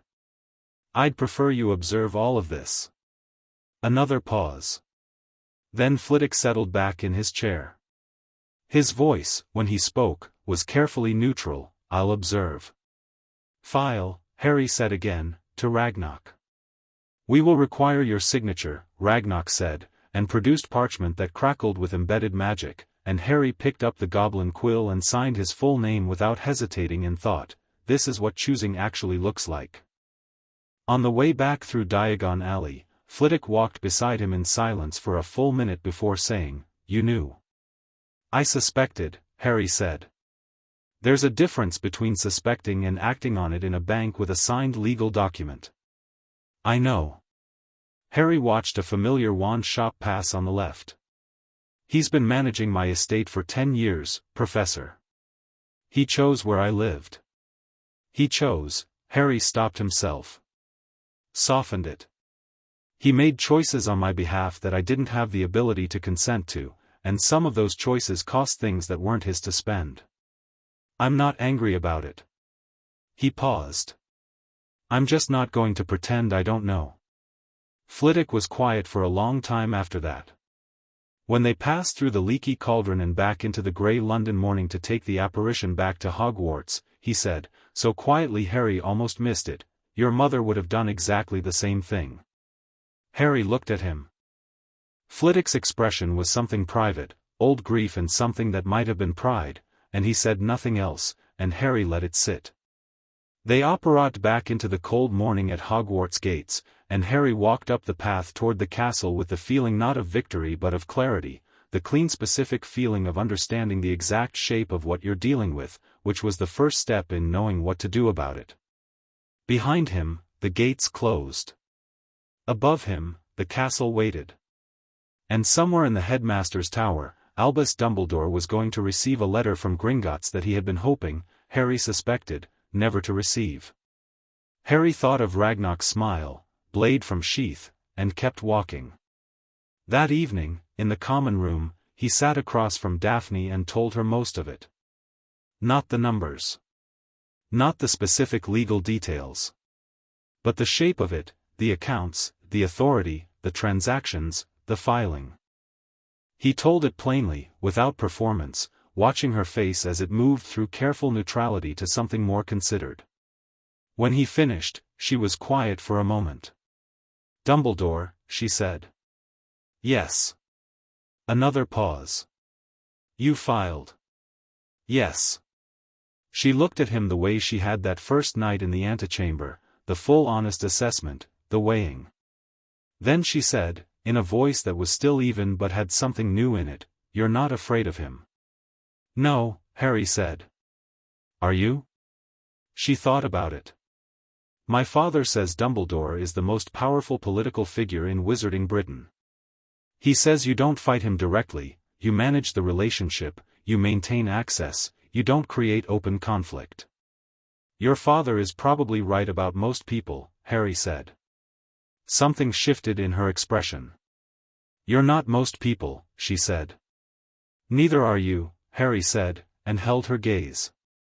"I think you already know that." The fire crackled. The lake outside the common room windows was very dark. Somewhere above them the castle held hundreds of sleeping students and their complicated lives. Daphne Greengrass looked at Harry Potter across the low table and the firelight between them, and for the first time, she didn't look away first. Chapter 3, The Weight of Debts. The letter from Dumbledore arrived on Tuesday. Harry had expected Monday. He'd given the headmaster the weekend to receive Gringotts' notification, process it, and decide on his approach, which told Harry something about him. A man who moved quickly on bad news was reactive. A man who took 2 days was strategic. Dumbledore was strategic, which Harry had already known, but it was useful to have it confirmed. The letter was brief. Elegant handwriting, the kind that took years to develop and communicated the years deliberately. "Dear Harry, I wonder if you might find time to visit me this Wednesday evening. 7 o'clock, if it suits. I find myself with a great many things I would like to discuss with you, not least of which is how you've been settling into your new home. The password is Sherbet Lemon. Yours sincerely, Albus Dumbledore." Harry read it twice. Then he set it on the desk, went to breakfast, and didn't think about it until Wednesday. He was in charms when it occurred to Draco Malfoy, with the catastrophic timing that had come to define the boy's social instincts, to make a pointed comment about Harry's Gringotts trip, specifically the fact that he'd gone with Flitwick instead of staying in Hogwarts like normal students on normal weekends. The comment was delivered to Crabbe but aimed at the room, which was a technique Harry had noticed Draco using when he wanted to communicate something without being directly accountable for having said it. "Must have needed a chaperone," Draco said. "Can't imagine why Dumbledore would want to keep such close tabs on him. Unless there's something," he paused for effect, "to keep tabs on." The room had the particular quality of a group of people pretending not to listen while listening intensely. Harry didn't look up from his work. "Draco," he said pleasantly. A beat of surprise. Draco had been expecting either silence or defensiveness. "Potter. What's the counter-curse for a finite incantatum that's been incorrectly applied to a sticking jinx?" Harry asked. "I've been working on it for an hour and I want to check my reasoning." Draco blinked. The room recalibrated. That's a third-year topic." "I know." Harry finally looked up. "Do you know it or not?" The question was entirely genuine, which was what made it devastating. Draco opened his mouth, closed it, and then, with the expression of someone who had been comprehensively outmaneuvered without being able to identify the exact moment it happened, began explaining the counter-curse. He was, Harry noted, actually quite good at it once he stopped performing. Daphne, beside Harry, made a small sound that might have been the ghost of a laugh and was probably something she'd deny. Harry filed it away. Wednesday evening, 7 o'clock. Harry took the stairs to the headmaster's office alone. He could have told someone, Daphne, maybe, or Flitwick, who had been treating him with a particular careful consideration since their Gringotts trip, the attention of someone watching an interesting situation develop from a professionally appropriate distance. He'd considered it. He'd decided against. Not because he was going in without preparation, he'd been preparing since Saturday. But because walking into this with a witness, even a friendly one, would change the quality of the conversation, and he wanted to see Dumbledore's actual face, unperformed, without the additional variable of an audience. The gargoyle moved aside at Sherbet Lemon, which Harry thought was telling, that Dumbledore still used the same password he'd put in the letter, knowing Harry would arrive with it, showed either supreme confidence or the assumption that Harry wouldn't use the information to arrive early. Harry had considered arriving early and dismissed it. The element of surprise wasn't worth what he'd lose by appearing anxious. He knocked. Opened the door. The office was extraordinary, actually. He let himself acknowledge that honestly, because refusing to be impressed by things that were impressive was a form of dishonesty he had no patience for. The portraits, the instruments, Fawkes asleep on his perch with his head burning like a dim red coal. Books everywhere, not displayed but used, spines cracked, pages marked, the specific accumulated disorder of a mind that had been reading seriously for a century. Dumbledore was standing by the window when Harry entered, which meant he'd heard the knock from across the room and not moved to the desk to receive him formally. A deliberate choice, the window position was casual, warm, chose encounter over meeting. "Harry," he said, turning, and his face was the face it had been at the sorting, the twinkle, the warmth, the bottomless benevolent calm that Harry was beginning to understand was as constructed as Draco's performances, just far older and far more refined. "Professor Dumbledore," Harry said. He sat down in one of the chairs without being invited, because waiting to be invited into a chair in a room where the objective was to establish whether you were a child or a person seemed like the wrong opening move. Dumbledore's expression registered the choice. He came to sit behind his desk, unhurried, and folded his hands. "Lemon drop?" "No, thank you," Harry said. A pause that felt like a chess clock ticking. "How are you finding Slytherin?" Dumbledore asked. "Interesting," Harry said. "Quieter than I expected. More politically sophisticated than the books suggested." "And your housemates?" "Some of them are going to be difficult. Most of them are just people trying to figure out where they fit." He held Dumbledore's gaze. "Like everyone else." Dumbledore made a thoughtful sound. He poured himself tea from a pot that had been waiting on the desk. His movements were unhurried, the movements of a man with all the time in the world. "Your teachers speak very well of you. Minerva in particular is, impressed, I think, is the word, though she'd choose something more professional." "She's an excellent teacher," Harry said. "I'm grateful to have her. And Professor Flitwick. I understand the two of you have developed something of a rapport." "He's kind," Harry said simply. "And honest." There it was, the small emphasis, the word chosen with precision, the pause that followed to see if Dumbledore would respond to it.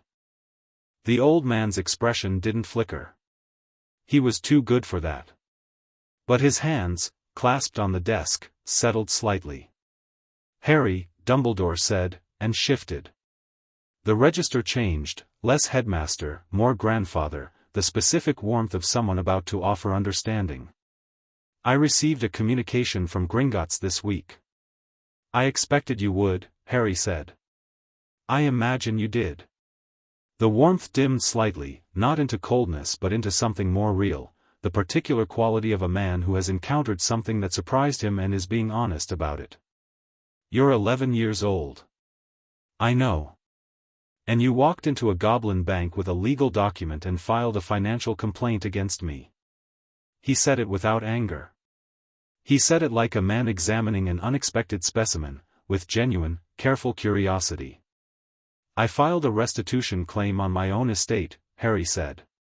"That's different from filing a complaint against you." "Technically," Dumbledore agreed. "Not just technically. The estate is mine. The authority you held expired in July. I'm not making a moral judgment about how you used it, you're not." The warmth was back, slightly different now. "That surprises me." "I'm making a legal one," Harry said. "Which is cleaner?" Dumbledore looked at him for a long, considered moment. Fawkes stirred on his perch, made a small sound like a bell heard underwater, and settled again. Outside the window, the grounds were dark and enormous. "May I explain myself?" Dumbledore said. "Of course," Harry said.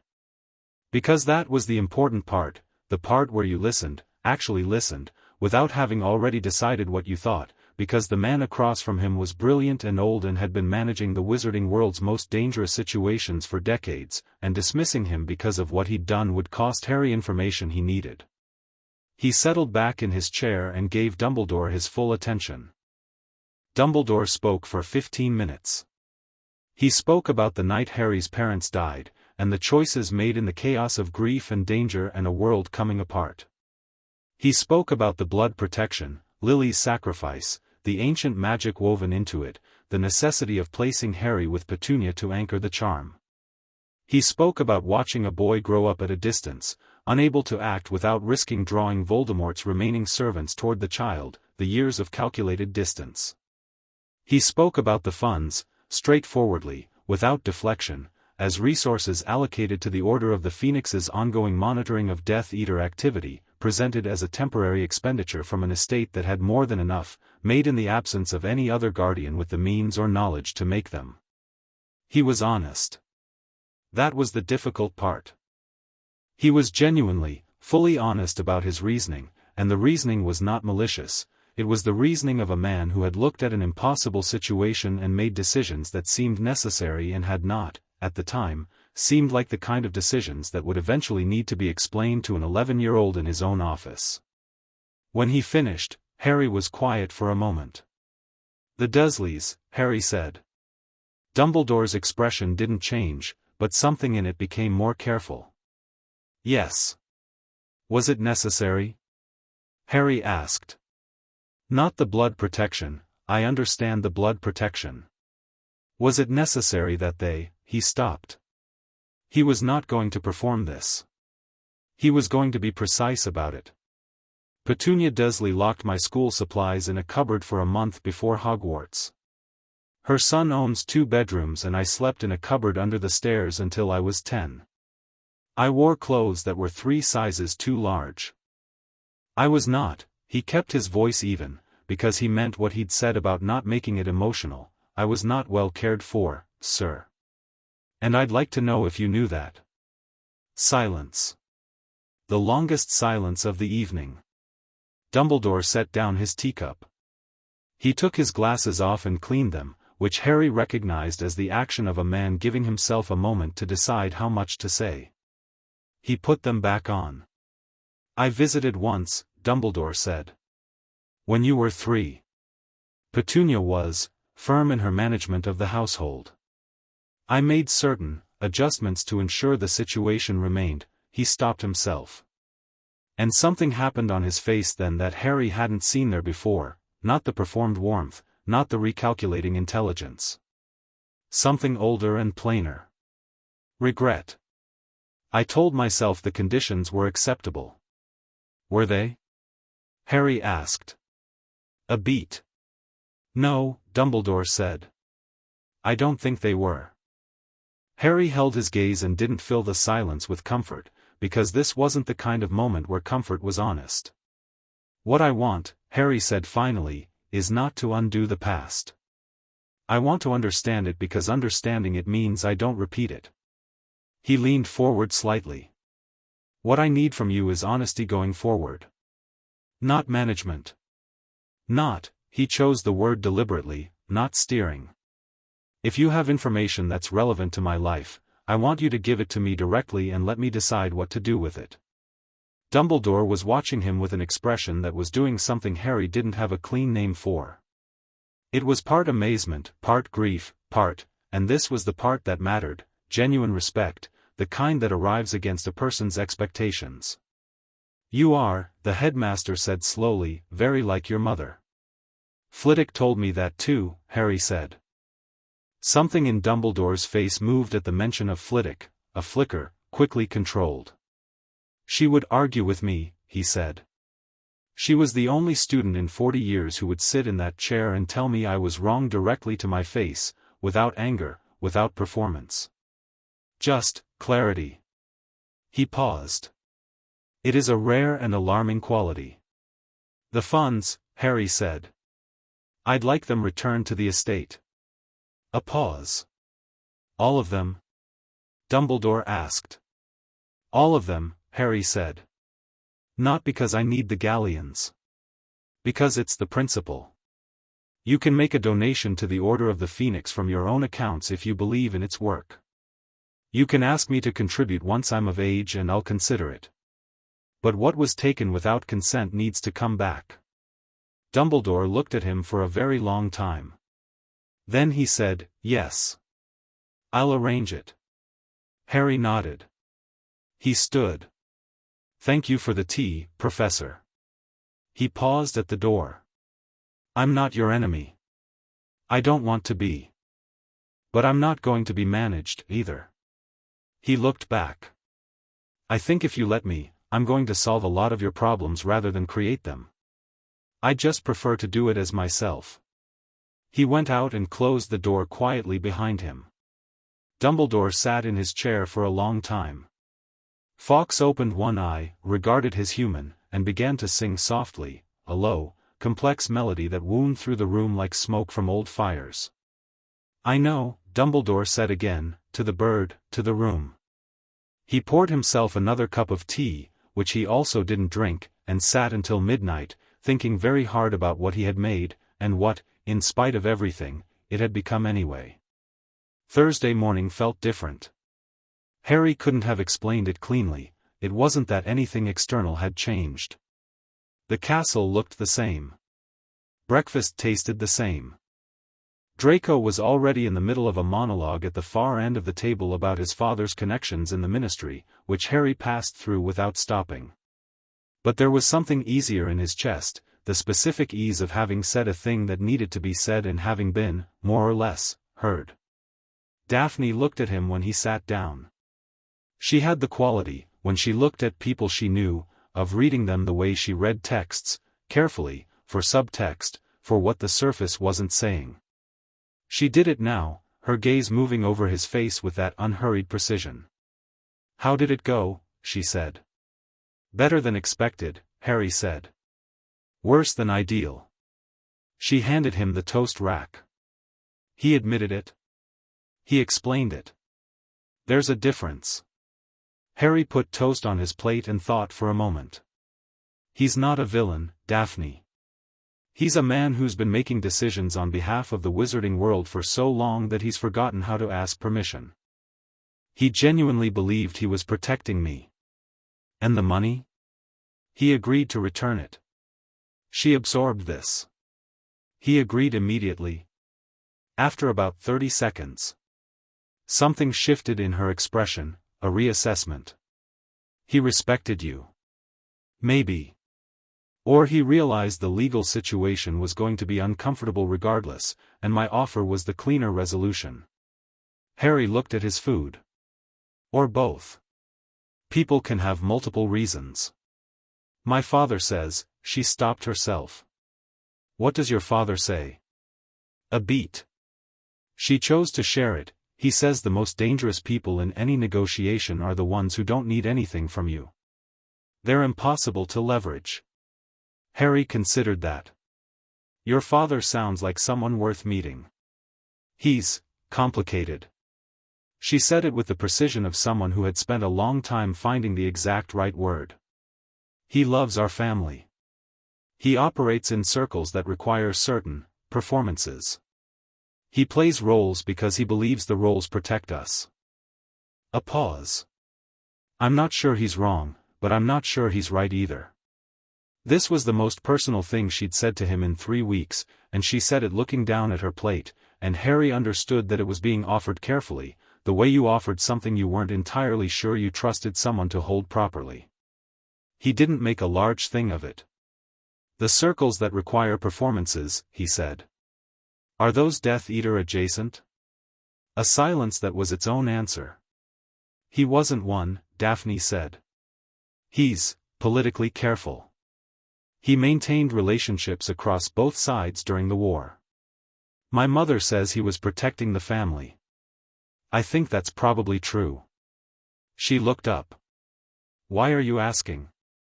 Because it affects what I should and shouldn't tell you, Harry said. And I want to know what I can tell you. She looked at him for a long moment. The question was implicit in her expression. Why does it matter whether you can tell me things? I'm telling you things, Harry said simply. About Gringotts.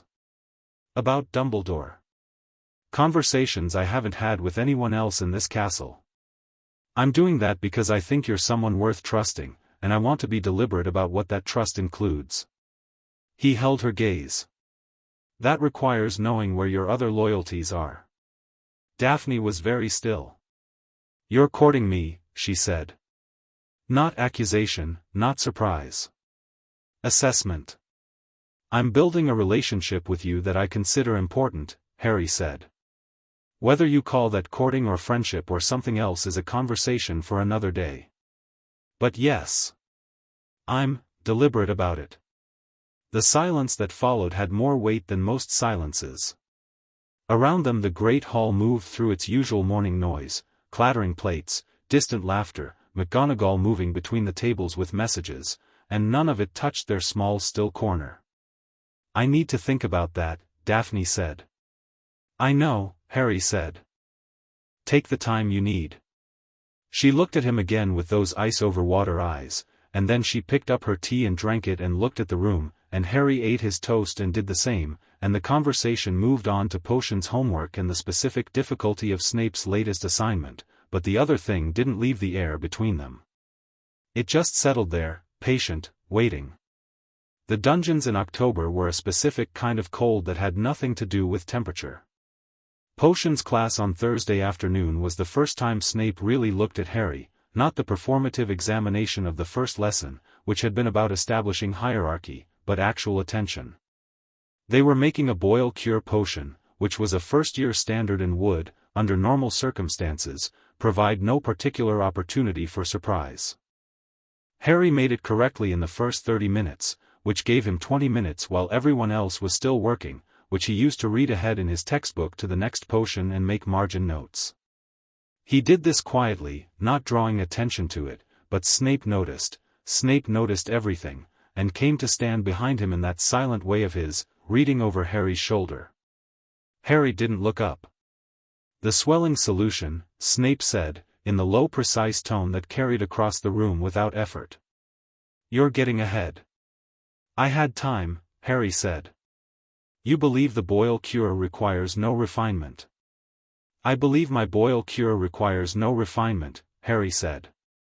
I checked it against the instructions 3 times and it matches. If I've made an error I'm not able to identify it without more experience. He paused. I could try the alternative method in the margin of Chapter 4, if you'd prefer I use the remaining time productively. A pause. The room had gone very slightly quieter, the specific quality of 25 people pretending not to listen. What alternative method? Snape said, flat and uninflected. Harry turned his textbook to page 47, where in the margin he'd written a note about a modified Lacewing Fly edition sequence he'd read about in a supplementary text. It's from Podrick Fletcher's Alternative Principles of Base Potions, 1987. He suggests adding the dried nettles after the snake fangs rather than before, which according to his theory produces a more stable base. Snape took the textbook from his hand. Read the margin. Read it again. He handed it back. The Fletcher method is theoretically sound and practically unproven in a first-year context. You will complete the standard method. A pause that had a different quality than his usual pauses, less dismissive, more considered.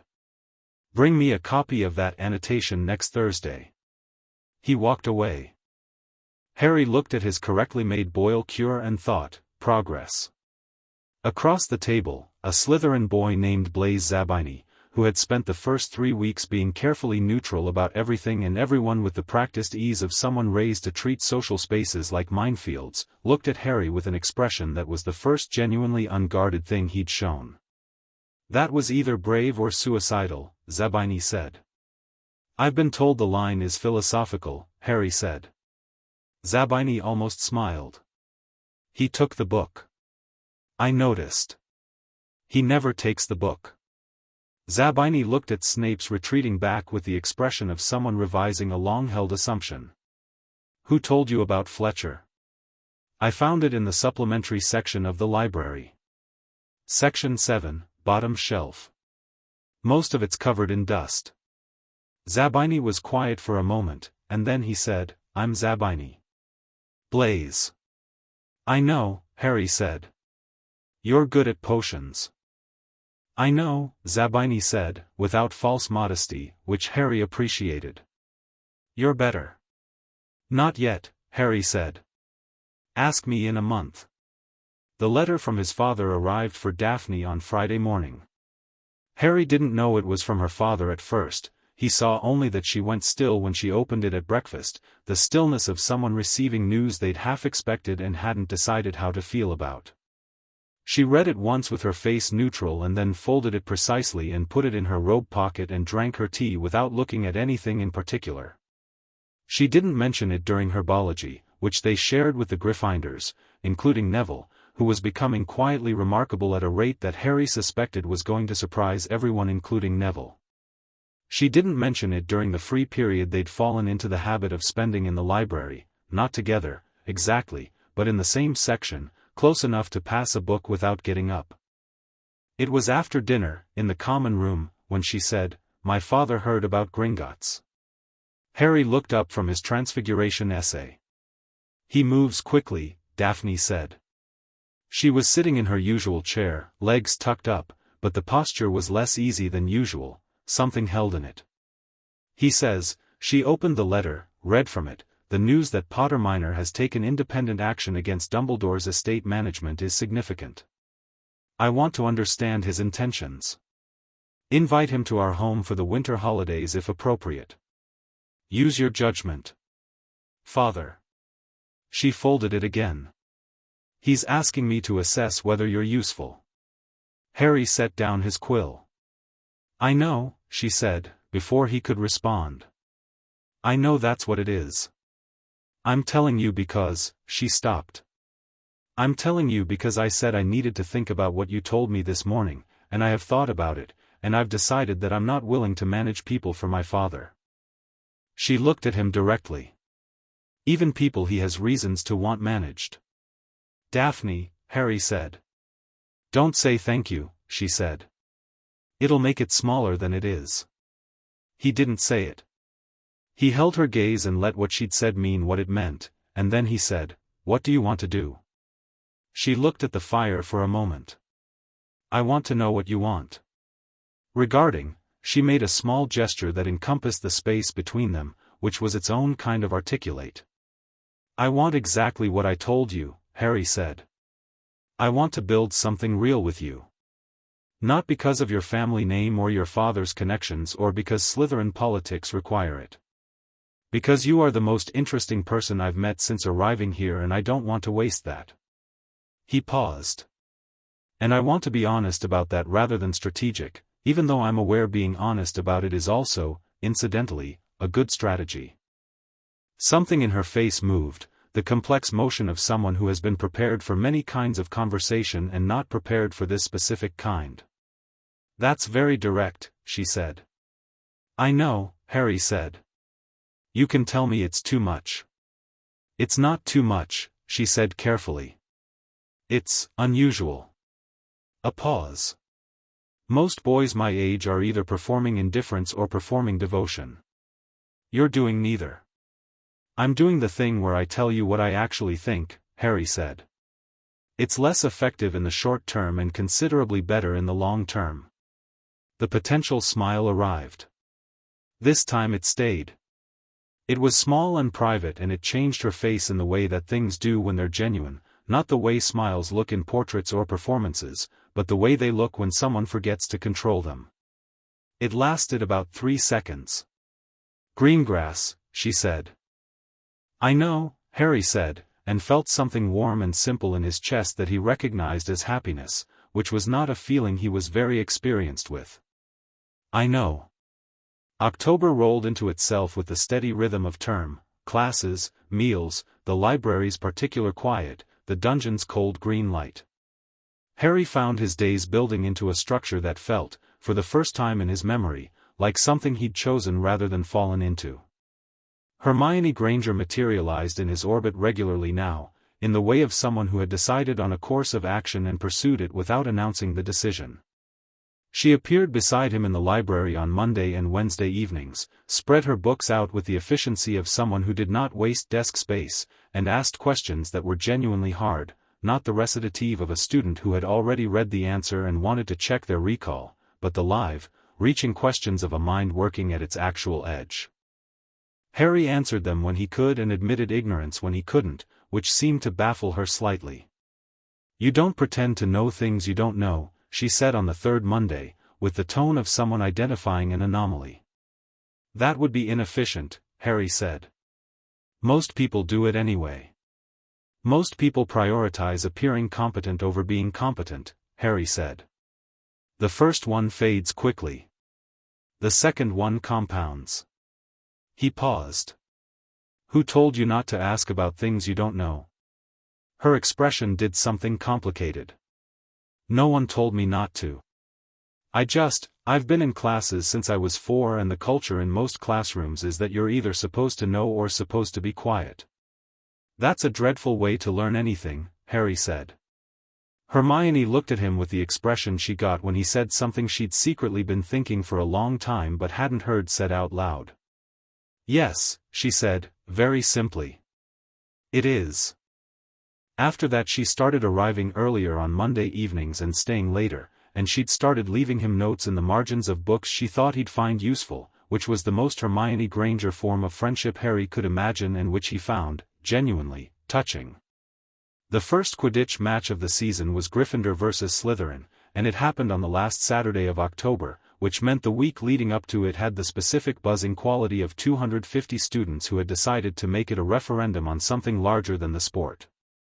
Harry had made the Slytherin Quidditch team. He hadn't meant to make it obvious. He'd gone to tryouts because Quidditch was genuinely enjoyable to him in a way that very few things involving his body rather than his mind were, and he'd flown well, that bone-deep certainty again, the way his hands knew the broom, the way his eyes processed movement faster than it seemed like they should. Marcus Flint, the Slytherin captain, had watched him catch 6 practice snitches in a row with an expression that moved from skepticism to disbelief to pragmatic satisfaction. "You're 11, Flint said." "I know," Harry said. "Seeking's a dangerous position." "I know." Flint had looked at him for a long moment, then at the practice snitch still wriggling between Harry's fingers, then at the rest of his team, who were watching this exchange with the combined expression of people calculating advantages. "You're on the team," Flint said. "If you tell anyone I put a first year on the Slytherin team I'll deny it until I graduate." "Fine," Harry said. The team had reacted with a mixture of skepticism, resignation, and, from a fifth-year chaser named Gemma Aldrich, the specific quiet attention of someone noting that the youngest player on a Quidditch team had caught 6 snitches in a row and had not made any particular face about it. So now Harry sat in the Slytherin changing room on a Saturday morning in late October, listening to Marcus Flint's pre-game talk, which was mostly accurate strategically and occasionally veered into motivational territory that Harry found less useful. Around him his teammates buckled their knee pads and checked their broom grips and did the various rituals of people preparing to do something physically demanding in front of a large crowd. "Potter," Flint said, looking at him. "You find the snitch, you end the game. Don't wait for permission. Don't wait for the score to be right. You see it, you take it." "Understood," Harry said. "And don't let their seeker, that's Charlie Weasley's little brother, apparently he's decent, don't let him get between you and the snitch." "I won't," Harry said. He thought about telling Flint that he'd watched Oliver Wood's Gryffindor practice twice from the astronomy tower with a pair of omnioculars he'd borrowed from the Quidditch supplies closet, and had a clear read on their formation, their seeker's habits, their keeper's left side weakness. He decided against it. Some information was more useful kept quiet. The pitch was cold and bright and loud. Harry had not expected the sound of it, the particular compressed roar of 350 students shouting, which hit him when he flew out of the tunnel and went up through his chest like a struck tuning fork. He'd seen crowds before, at the start of term feast, but this was different. This was directional and passionate and had his name in it, sometimes in the specific form of Potter and sometimes in less flattering configurations from the Gryffindor stands. He didn't think about the crowd. He thought about the snitch. The game was played on a gray sky morning with the kind of November chill that got into your face even when the rest of you was warm. Harry flew in wide circuits above the pitch while the chasers worked below him. Slytherin scored first from a quaffle fumble by Gryffindor's keeper, then Gryffindor came back with 2 quick goals, then the game settled into the grinding mid-match rhythm of 2 teams well matched enough to frustrate each other. Ron Weasley was in the Gryffindor stands. Harry spotted him once, in the blur of faces, next to Percy and a small girl with very red hair who was presumably Ginny. Ron's expression when he spotted Harry in green and silver was the expression of someone processing several conflicting feelings about several conflicting loyalties, which Harry noted and moved on from. The Gryffindor seeker, first year, like Harry, named Jeff, was competent and cautious. He flew the same search patterns each time, a habit he'd have to lose if he kept playing seriously. Harry let him go about his patterns and paid attention to the physics of the pitch instead, where the light was different, where the snitch would be attracted to warmth, the particular microclimate near the Gryffindor goal posts where the air currents came in from the north and created a pocket of rising warm air. The snitch appeared there 32 minutes into the game. It came out of the pocket of warm air near the east goalpost, a flash of gold that most people wouldn't have seen against the gray sky. Harry saw it because he'd been looking at that pocket for 10 minutes. He was in motion before it fully resolved into a shape. Jeff saw it 3 seconds later. He turned his broom hard and came low, and for a moment they were both angling for the same point in the sky, converging trajectories, the crowd noise swelling into something that had no specific words. Harry was faster. Not dramatically, not in the way of a story where the hero blazes past everyone, he was faster by a controlled margin, his broom responding to weight shifts that had become instinctive over a month of twice-weekly practice, and when he reached his hand out the snitch dodged left, which he'd expected from watching it for 3 minutes, and he adjusted and it was there, cold and frantic against his palm, and he closed his fist. The crowd made the noise crowds made. Harry brought his broom down in a clean arc and opened his hand to let the snitch buzz and then held it still, and looked out at the stands, not at any particular face, just at the whole of it, and felt the particular clean satisfaction of a thing done well. He looked at the Slytherin stands. Daphne Greengrass was on her feet. She had risen with everyone else, and she was applauding with the controlled composure of someone who applauded things properly rather than wildly. But she was looking directly at him, and when he found her face she held his gaze for exactly 3 seconds. Then she sat down, unhurried, and turned to speak to her friend Tracy Davis beside her as though the last 32 minutes had been entirely routine. Harry descended to the pitch where his team was waiting, and Flint clapped him on the back hard enough to make his teeth rattle, and the cold morning air tasted like autumn and scored stone and the specific flavor of things going right. The celebration in the Slytherin common room that evening was the first time Harry saw his house as a single entity rather than a collection of competing factions.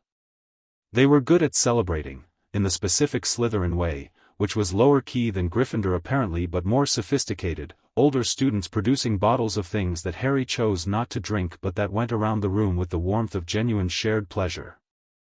Even Draco, who had spent a month being carefully managed at arm's length, was a better version of himself in the celebration, crowing about Slytherin victory with a boy's uncomplicated joy that had nothing strategic in it.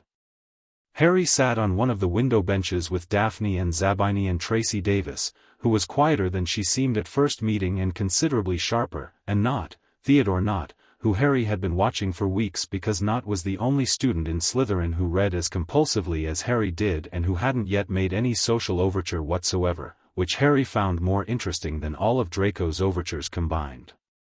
"You were watching the east goalpost," Daphne said. She was holding a cup of something that steamed, not joining the celebration but not removed from it either. "You knew where it would be." "Warm air pocket," Harry said. "Snitches follow warmth when they're not being chased. You read that somewhere." "I observed it," he said. "In practice. And then I read about it afterward to confirm." He paused. "Observation first. Theory second." She looked at him with that particular quality, the assessment, but warmer now, less defensive. You're going to be infuriating as an opponent, she said. I hope so, Harry said. Zabini was watching this exchange with the expression of someone collecting data. You two are interesting, he said, to neither of them in particular. We know, Harry said. I didn't say that to you, Zabini pointed out. I know, Harry said. But she wouldn't answer it, and I find silence complicit in this case. Daphne looked at him with a look that said she had opinions about that characterization and hadn't decided whether to share them, and then she looked at the lake through the window, and the corner of her mouth moved in the way it did. Theodore Nott, across the bench, closed his book and looked at Harry directly for the first time. The Fletcher notation, Nott said. Snape asked you about it. Harry looked at him. You heard that? I hear everything in a classroom, Nott said, without inflection. I had a copy of Fletcher's Alternative Principles in my bag. My father's library. A pause. I've been trying to figure out if the modified sequence actually works for 2 months. I think it does, Harry said. I want to test it. So do I. Nott held his gaze with the specific intensity of someone who spends most of their time in their head and had just found another person who might live in the same neighborhood. I'm not. I know, Harry said.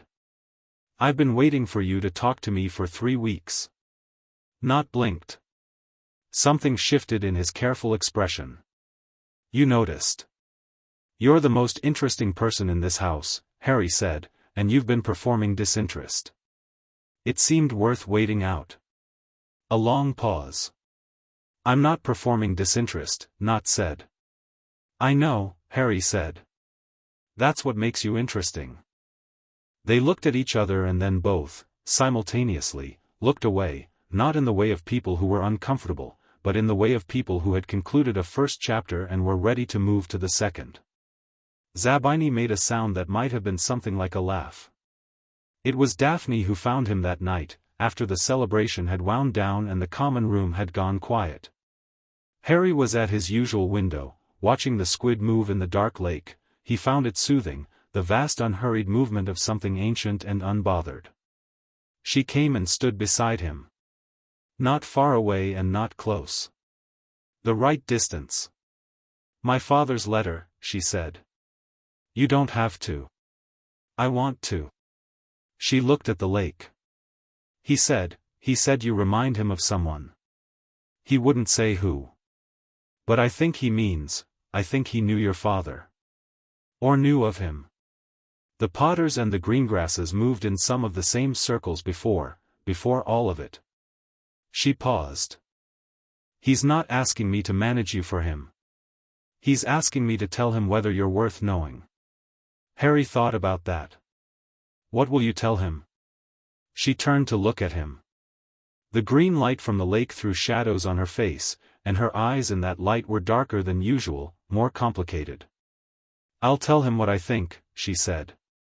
And what do you think? Harry asked. Silence, not a deflecting silence, but a thinking one. He waded through it. I think, Daphne said carefully, that you are the most honest person I've ever met, and that it makes you both easier to trust and harder to know, because when someone tells you the truth constantly you have to keep recalibrating what you expected them to say. She held his gaze. I think that's worth knowing. I think you're worth knowing. I'm telling my father that. Harry looked at her in the green dark, this girl who had chosen honesty when management would have been safer, who was learning to trust the same way he was, not blindly, but deliberately, one decision at a time. Daphne, he said. She raised an eyebrow. I'm going to be glad I chose Slytherin, he said. The potential smile arrived, held, and this time became an actual one, small and real and entirely her own. You don't know that yet, she said. I know it now, Harry said. She didn't argue with him. She turned back to the window and they stood together watching the squid move through the dark water, and outside the castle the grounds were cold and quiet and enormous, and somewhere in the depths of the lake something ancient moved through the dark without hurry, and the weight of the debts Harry had started to call and settled into something manageable, not resolved, not finished, but carried, which was the best you could do with the heaviest things. Chapter 4, The Ice Queen Laughs. The troll got in on Halloween. Harry knew something was wrong before anyone announced it. He'd been watching Quirrell all through the feast with the specific attention he reserved for things that made his instincts run cold. The defense against the dark arts professor had the quality of a man performing a role badly, like an actor who knew the blocking but not the emotional truth of the scene. He flinched at the wrong times. He chose the wrong focus points. And tonight, at the Halloween feast, he kept looking at the head table in the way of someone waiting for a specific moment rather than enjoying a meal. He excused himself 17 minutes into the feast.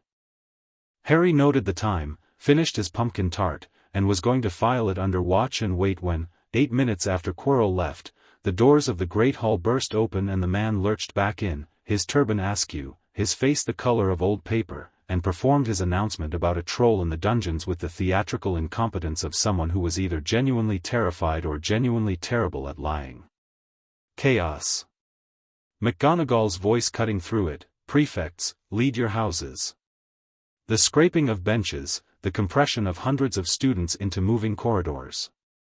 Slytherin's route back to the common room was through the dungeons.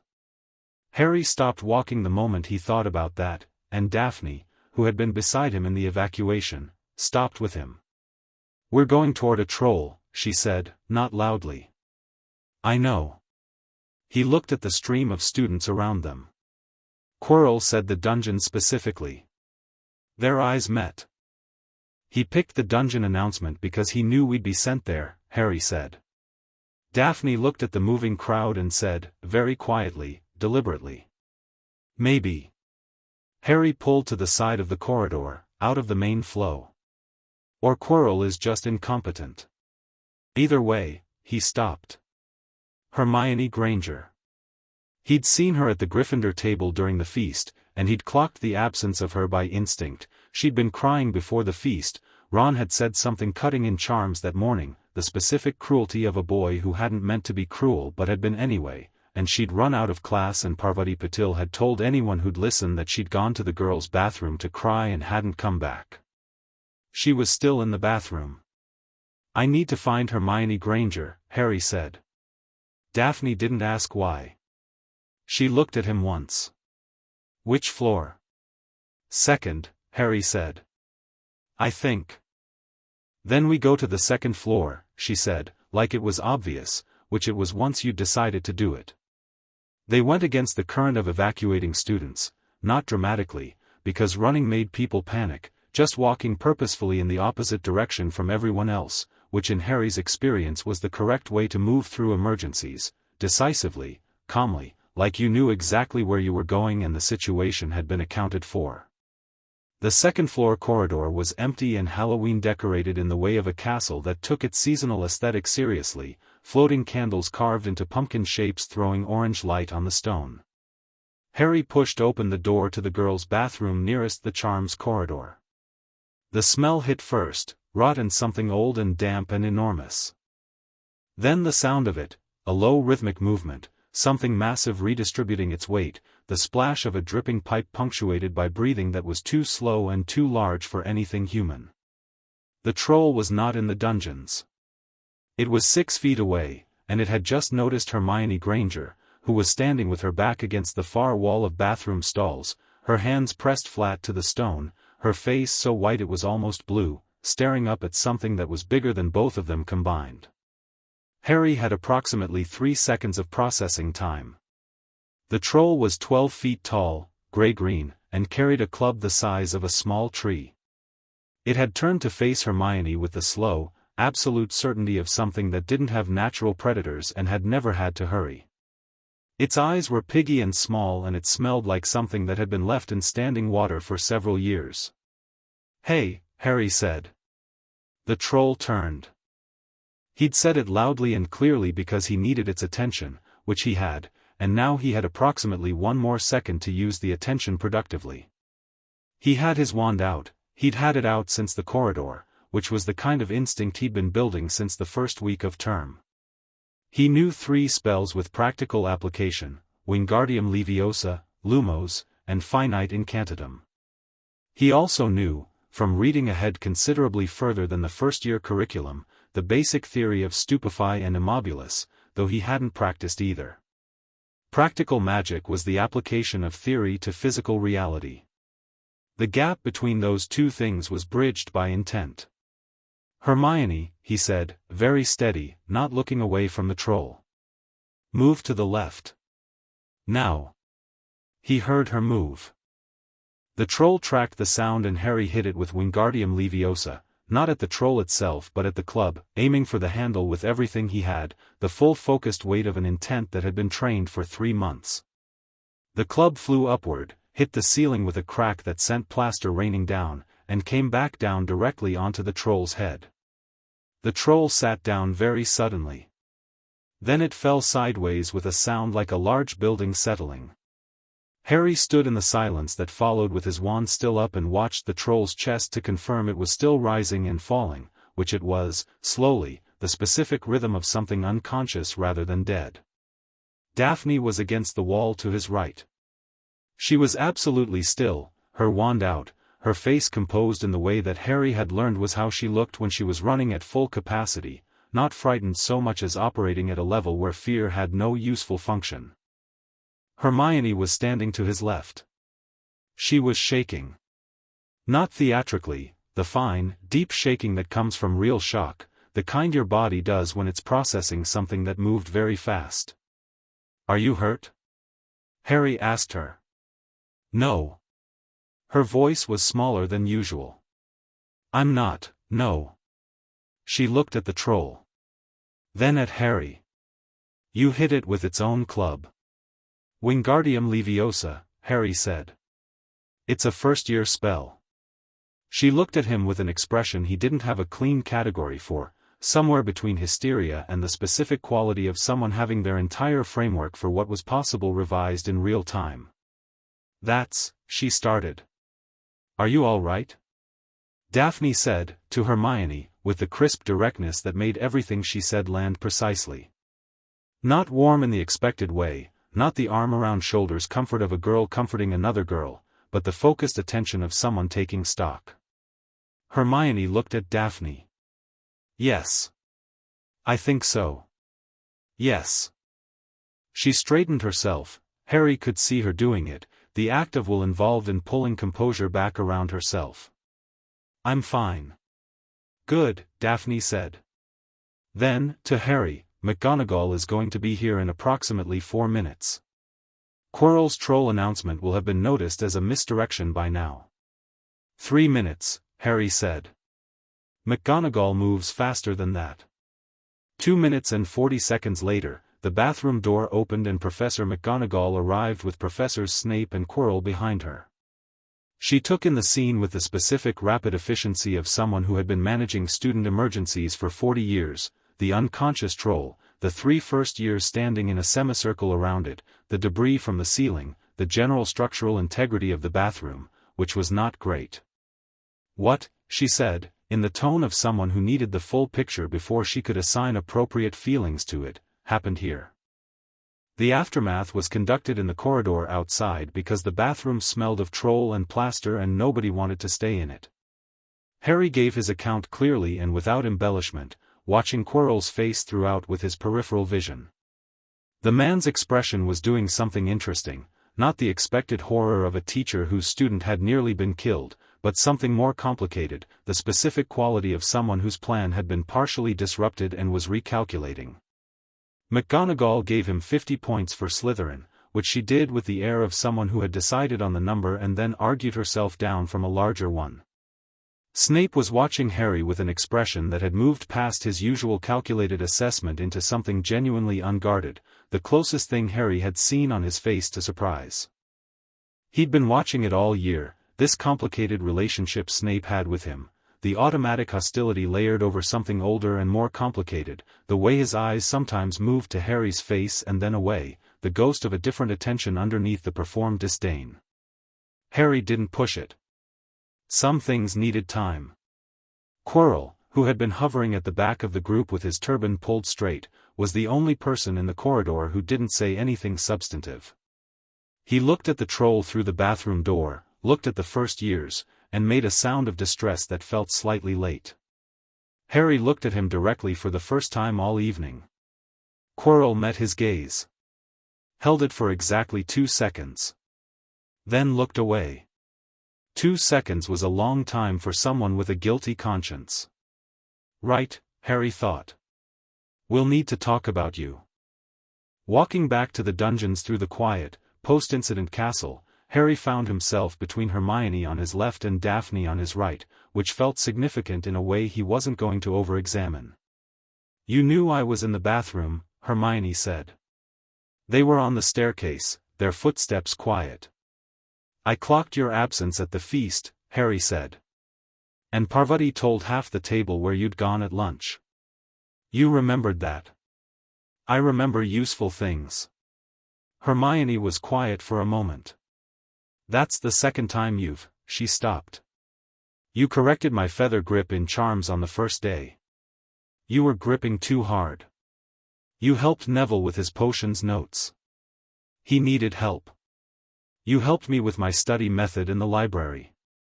You needed that too." She stopped on the landing and looked at him with the expression she got when she was assembling information into a conclusion. "You pay attention to people."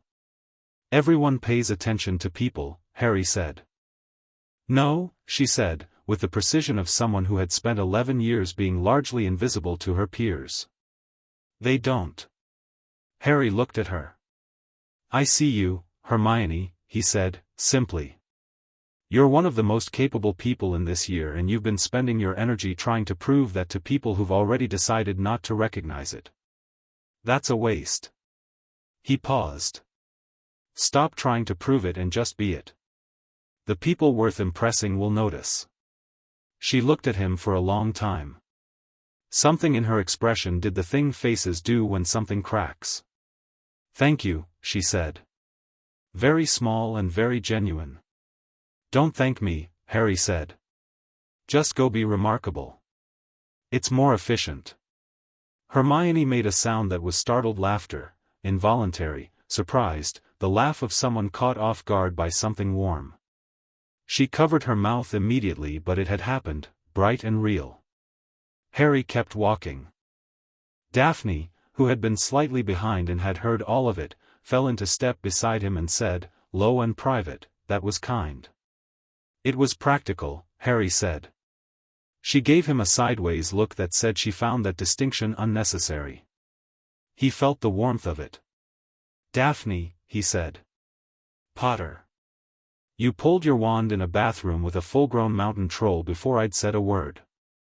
"Yes." "Thank you," he said, putting the weight in it he'd told Hermione not to.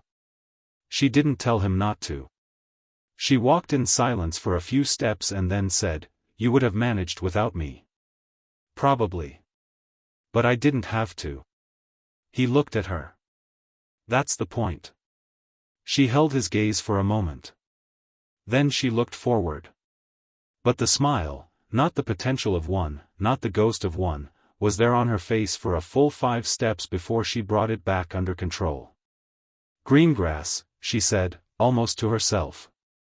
"I know," Harry said. Still. November arrived in sheets of rain and brought with it the specific dungeon atmosphere of a castle in deep autumn, colder corridors, scarves visible everywhere, the library crowded in the evenings by students who had previously done their reading in nicer weather.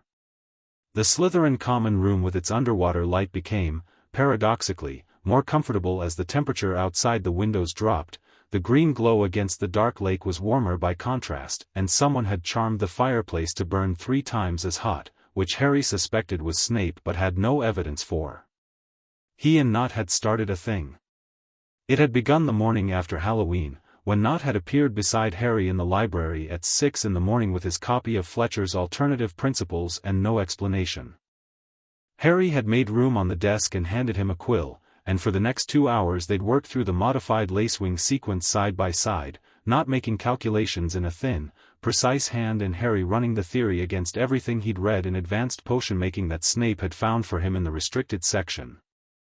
They hadn't spoken for the first hour and a half. This suited them both. What emerged was a working hypothesis, Fletcher's modification was sound for base potions where the dominant ingredient was plant-based, but produced unstable results in mineral-dominant compounds. The exception was polyjuice preparation, where the modification apparently, theoretically, reduced the brewing time by 40%. "We can't test that," Nott said. "Not yet," Harry agreed. Nott looked at him over his notes. "You're thinking about testing it." "I'm thinking about everything I can't do yet and keeping track for when I can." A pause. "My father says strategic patience is the most underutilized weapon in wizarding politics." "Your father and Daphne's father would get along," Harry said. Something passed over Nott's face, a careful flicker. "My father and her father already get along," he said. "Their families are in the same circles." Harry held his gaze. "I know," he said. "It doesn't change what I think of you."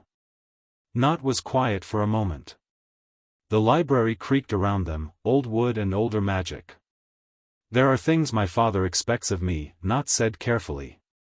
"Positions he expects me to hold. Associations he expects me to make." "Are they your positions?" Harry asked. A long pause. "Some of them," Nott said. "Not all." He looked down at his notes. "The association with you is not one he'd endorse." "I know," Harry said. "Is it one you'd choose?" Another pause, shorter this time. "Yes," Nott said. "Then that's what matters," Harry said. They went back to the Fletcher hypothesis and didn't discuss it again, but it had been said, which was its own kind of useful. The thing with Daphne changed in the third week of November, over chess. Harry did not play chess. He had explained this to Ron Weasley when Ron had offered on the train, and it remained true. He'd never learned, the Dursleys not being a household where board games were provided to children who slept in cupboards. He'd been aware of this gap with the practical acknowledgement of someone who notes deficiencies without distress. Daphne played. He discovered this when he came into the common room one Thursday evening to find her at the small corner table with the pieces set up and her chin resting on her hand, looking at the board with the focused disengagement of someone playing against themselves who is losing interest. "You play?" he said. "My father taught me." She looked up. "Do you want to learn?" He sat down across from her. "I may be bad at this." "You won't be," she said. "You understand systems. Chess is a system." She began resetting the pieces. "I'll teach you the movements first. Then the philosophy." "It has a philosophy?" "Everything has a philosophy." She placed the last pawn. "The question is whether you understand what yours is before you start playing, or find out halfway through what you've actually been doing." He looked at the board. "That sounds like something your father said." "It is." She met his eyes. "Most of the useful things I know sound like something my father said. That doesn't make them less true." He nodded. She taught him the pieces with the crisp economy of a good teacher, not the piece's name and nothing else, but the reason for each movement, the logic embedded in the design. The knight's L shape because it was the only piece that could go around obstacles, the piece that worked outside the conventional paths. The bishop's diagonal because power, historically, moved through indirect channels. The queen's omnidirectional authority. "The queen is the most powerful piece," Daphne said. "I notice the king is the most important but the least capable," Harry said. Something moved in her expression. "Yes," she said. "Most first-time observers notice the king and assume his importance makes him powerful. It doesn't. He's the reason for the game. He's not actually good at it." Harry looked at the board for a long moment. "Is that a metaphor about Dumbledore?" he asked. She pressed her lips together. Her eyes went bright. "I wasn't thinking about Dumbledore specifically," she said. "But it works. It works for several people," she said, and then, it happened fast, it came from nowhere, or from the long build-up of everything that had preceded it, she laughed. It was quiet and genuine and brief, a real laugh that she hadn't prepared or allowed, the kind that comes when something is funny enough to get past your defenses entirely. She covered it almost immediately, but it had happened. The Ice Queen of Slytherin, who had spent 11 years constructing a composure that could withstand anything, had laughed at a chess metaphor about the headmaster at 10:30 at night in a nearly empty common room, and Harry sat across from her and felt something in his chest open like a window into summer air. She collected herself quickly. Her composure reassembled like water finding its level. But her eyes were still bright, and she looked at him with the expression of someone who has just revealed more than they intended and is deciding whether to be embarrassed about it. "So," Harry said. "The Queen." She looked at the board. Her mouth was still doing the thing it did. "The Queen," she agreed. They played 3 games, all of which he lost, but the third one he lost in a way that made her study the board afterward with a small frown and say, "You almost had me at move 26, which was more valuable than a win." December arrived, and with it the complex social arithmetic of holiday plans. The question of whether Harry would stay at Hogwarts for Christmas or return to the Dursleys had a straightforward answer. He would not return to the Dursleys under any circumstances that weren't legally mandated, and given that his guardian arrangement had been legally complicated since October, he doubted they were. He put his name on the staying at Hogwarts list on the first day it appeared and felt the particular satisfaction of not having to ask anyone's permission. Daphne was going home for the holidays. This had been understood since the start of term. She was her parents' eldest daughter and the Greengrasses kept family occasions, but she mentioned it in early December with a specificity that told him she'd thought about what to say. "My father wants to meet you," she said. They were in the library, her Transfiguration essay spread across the desk and his potions notes at a complementary angle. They'd worked out, over the course of a month, the exact desk geometry that let them share space without interfering. "I know," Harry said. "He'll ask about your intentions. Toward the estate, or toward you?" A pause. "Both, I suspect." Harry set down his quill. "What would you like me to say?" She looked at him in that particular way, the assessing, weighing look, but different now, warmer in its base temperature. "Toward the estate, the truth. That you've taken control of it, that you're managing it actively, that you're not the naive child the wizarding world expects." She paused. "Toward me?" "Yes." "Toward me," she said carefully, "I'd like you to say whatever you actually mean." He held her gaze. "Then I'll say that I'm courting you," he said, "with the intention of building something serious over time, that I'm 11 years old and so are you and I'm not expecting anything that either of us isn't ready for, but that I don't expect to change my mind, and that your father should understand I take the matter as seriously as he would want." Her expression did something complicated. "That's very formal," she said. "He's a formal man," Harry said. "I'm reading the audience." "And to me?" "Not to my father." He thought about it. "To you, I'd say that I've been glad every single day since Halloween that you pulled your wand in that bathroom without being asked, and that the chess game last week was one of the better hours I've had in this castle, and that when you laugh, properly, actually laugh, it's the best sound I've heard since getting here." Silence. Daphne looked at her Transfiguration essay for approximately 4 seconds. Then she looked at him with eyes that had something in them he hadn't seen before, not the usual careful assessment, but something more open, something that had stopped weighing. "Potter," she said. "Harry," he said. "At some point." "Harry," she said, and the word in her mouth was careful and new and real. She cleared her throat. "My father is going to find you alarming." "Probably," Harry said. "He's going to like you anyway." "I know," Harry said. She went back to her essay. He went back to his notes. The library settled around them, warm and quiet, and outside the windows the first snow of winter was beginning to fall on the grounds, soft and indiscriminate, covering everything equally. The mirror was on the 3rd floor. Harry had known it was there since October, in the vague way you knew something was nearby when you'd been paying attention to a building long enough. The 3rd floor corridor was off limits, which meant it contained something significant, and the significant thing on the third floor was not immediately visible from the forbidden door, which meant it was further in. He'd been planning to look. He'd been waiting until the timing was right.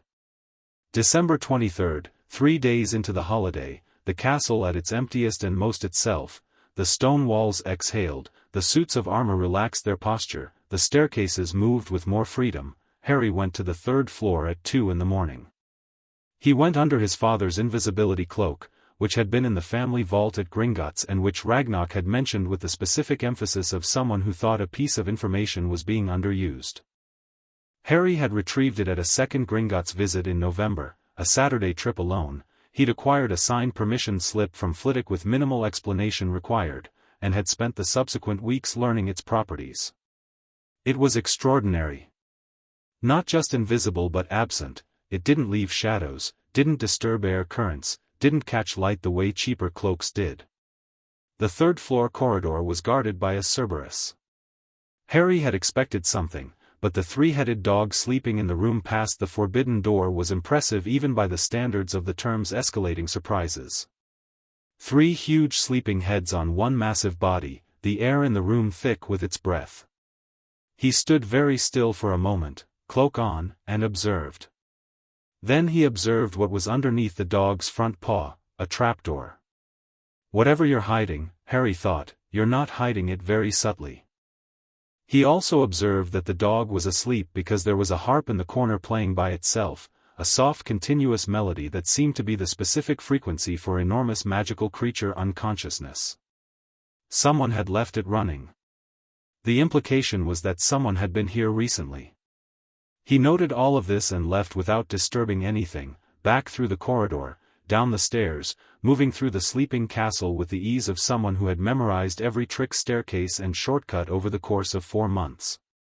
He was on the 5th floor, heading back toward the dungeons, when he passed a door he hadn't tried before, slightly ajar, the room behind it dark, but with a quality to the dark that was different.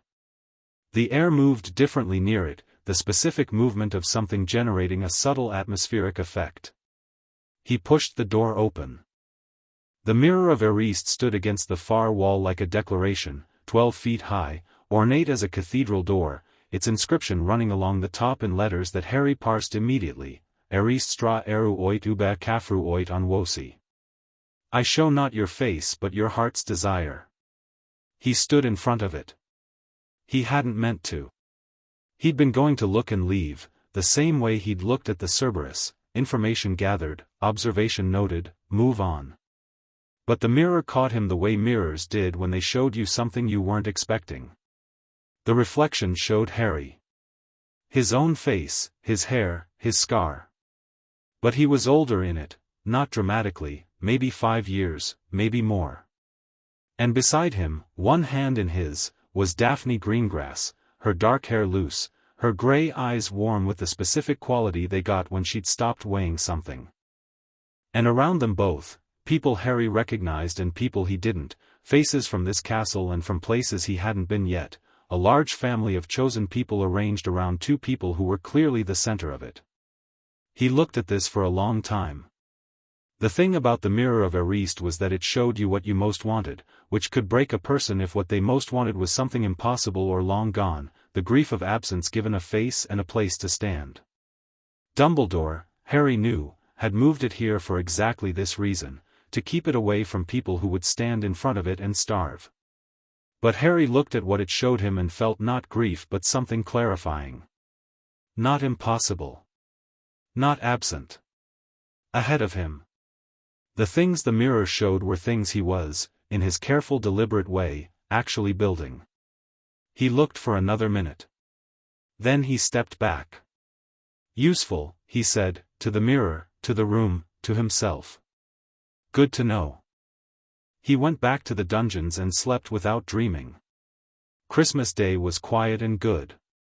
Harry had bought gifts, he'd done this carefully, because gift-giving was a language he'd never been taught and was learning on his own terms. For Neville, a comprehensive guide to magical herbalism that had taken 3 owls to source from a specialist bookshop in Edinburgh. For Hermione, a set of annotation quills with self-drying ink, because she'd mentioned in the library that the standard quills smeared when she wrote fast, which she did constantly. For Nott, this had taken thought, a first edition of a minor alchemical text that dealt with the boundary between potion-making and transfiguration, a subject Nott had circled in 3 separate conversations without landing on directly. For Zabini, who was harder to read but easier than he looked, a monograph on chess strategy that was out of print and which Harry had found in the Hogwarts library's reserve section. For Daphne, he'd written a letter. Not a card, a letter, 3 pages, in his clearest handwriting, about what he thought the first term had been. What he'd found. What he was starting to understand about himself and about the world he'd walked into. He'd said, at the end, "I hope the winter is warm. I'll see you in January. Harry." He'd sent it with Hedwig, who had departed for the Greengrass estate with the magnificent dignity of an owl who understood she was carrying something important. The gifts he received were unexpected. From Neville, a small potted plant, a variety Harry didn't recognize, with a note that said it's supposed to be good for concentration. Put it near where you read. Merry Christmas. From Hermione, a letter 3 pages long about 3 subjects she thought he'd find interesting, with a bibliography, which was the most Hermione thing that had ever happened. From Nott, a chess problem, written out in his thin precise hand, with a note that said I can't figure out move 12. Tell me what you see. From Zabini, a tin of extremely good coffee and a note that said you always look like you've been awake since 4. Z. He was reading Nott's chess problem by the fire. The solution was appearing to him slowly, through the logic of the system Daphne had taught him, when Hedwig came back. She landed on his knee and held out her leg with the serenity of someone who has done something right. The letter attached was small, cream-colored parchment, the handwriting neat and controlled. Harry, the first term was more than I expected. I think you know what I mean by that. My father was as alarmed as I predicted. He asked a great many questions about your estate management and your intentions in that order, and seemed to find both answers satisfactory.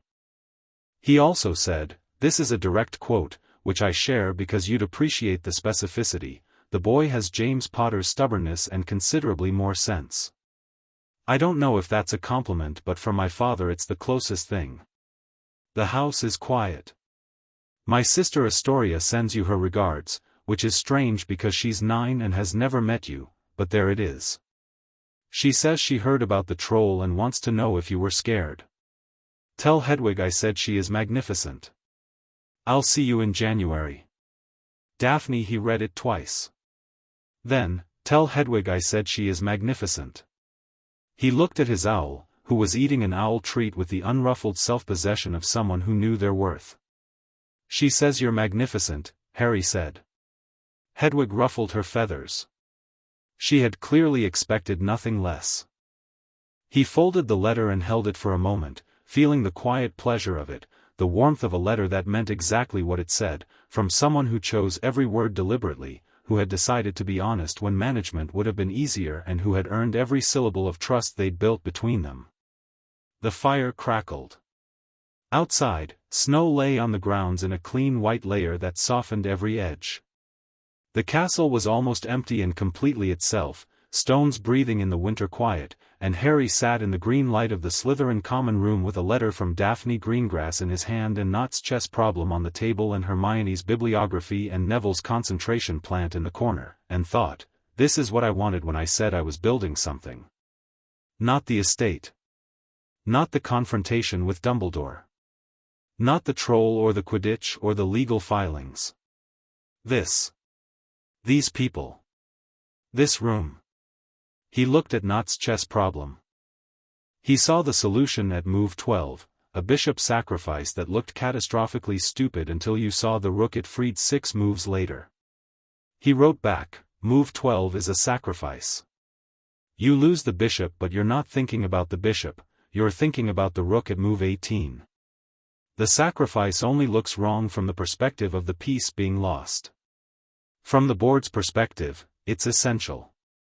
He looked at that for a moment. Then he added, Merry Christmas, Theo. Harry.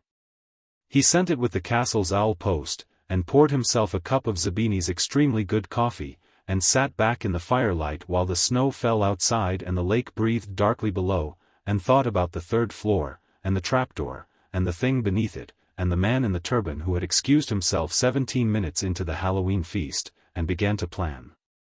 January came back green-eyed and dark-haired and with a new habit of standing slightly less carefully than before. Daphne returned from the Greengrass estate on the 2nd of January, which was a day earlier than most students. Harry was in the library. He heard her before he saw her, the specific quality of her footsteps, which he'd learned over a term the way you learned someone's handwriting. She came through the library door, saw him, and sat down across the desk. She looked the same. She also looked slightly different in a way that had nothing to do with her appearance and everything to do with something that had been decided over the winter break. "My father liked you," she said. "I know," Harry said. "Your letter. He asked me what I thought about us." She said the word with the care of someone picking it up for the first time, feeling its weight. "I told him the truth." "Which was?" She met his gaze directly. "That I think you're worth it," she said. "Whatever it costs."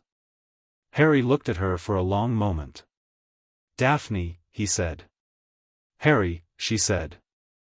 They held each other's gaze in the quiet library on the 2nd of January with snow still on the grounds outside and the spring term not yet started, and something settled between them that had been in the process of settling for months, not dramatic, not the staged moment of a story, but the specific honest weight of two people who had decided. "Right," Harry said.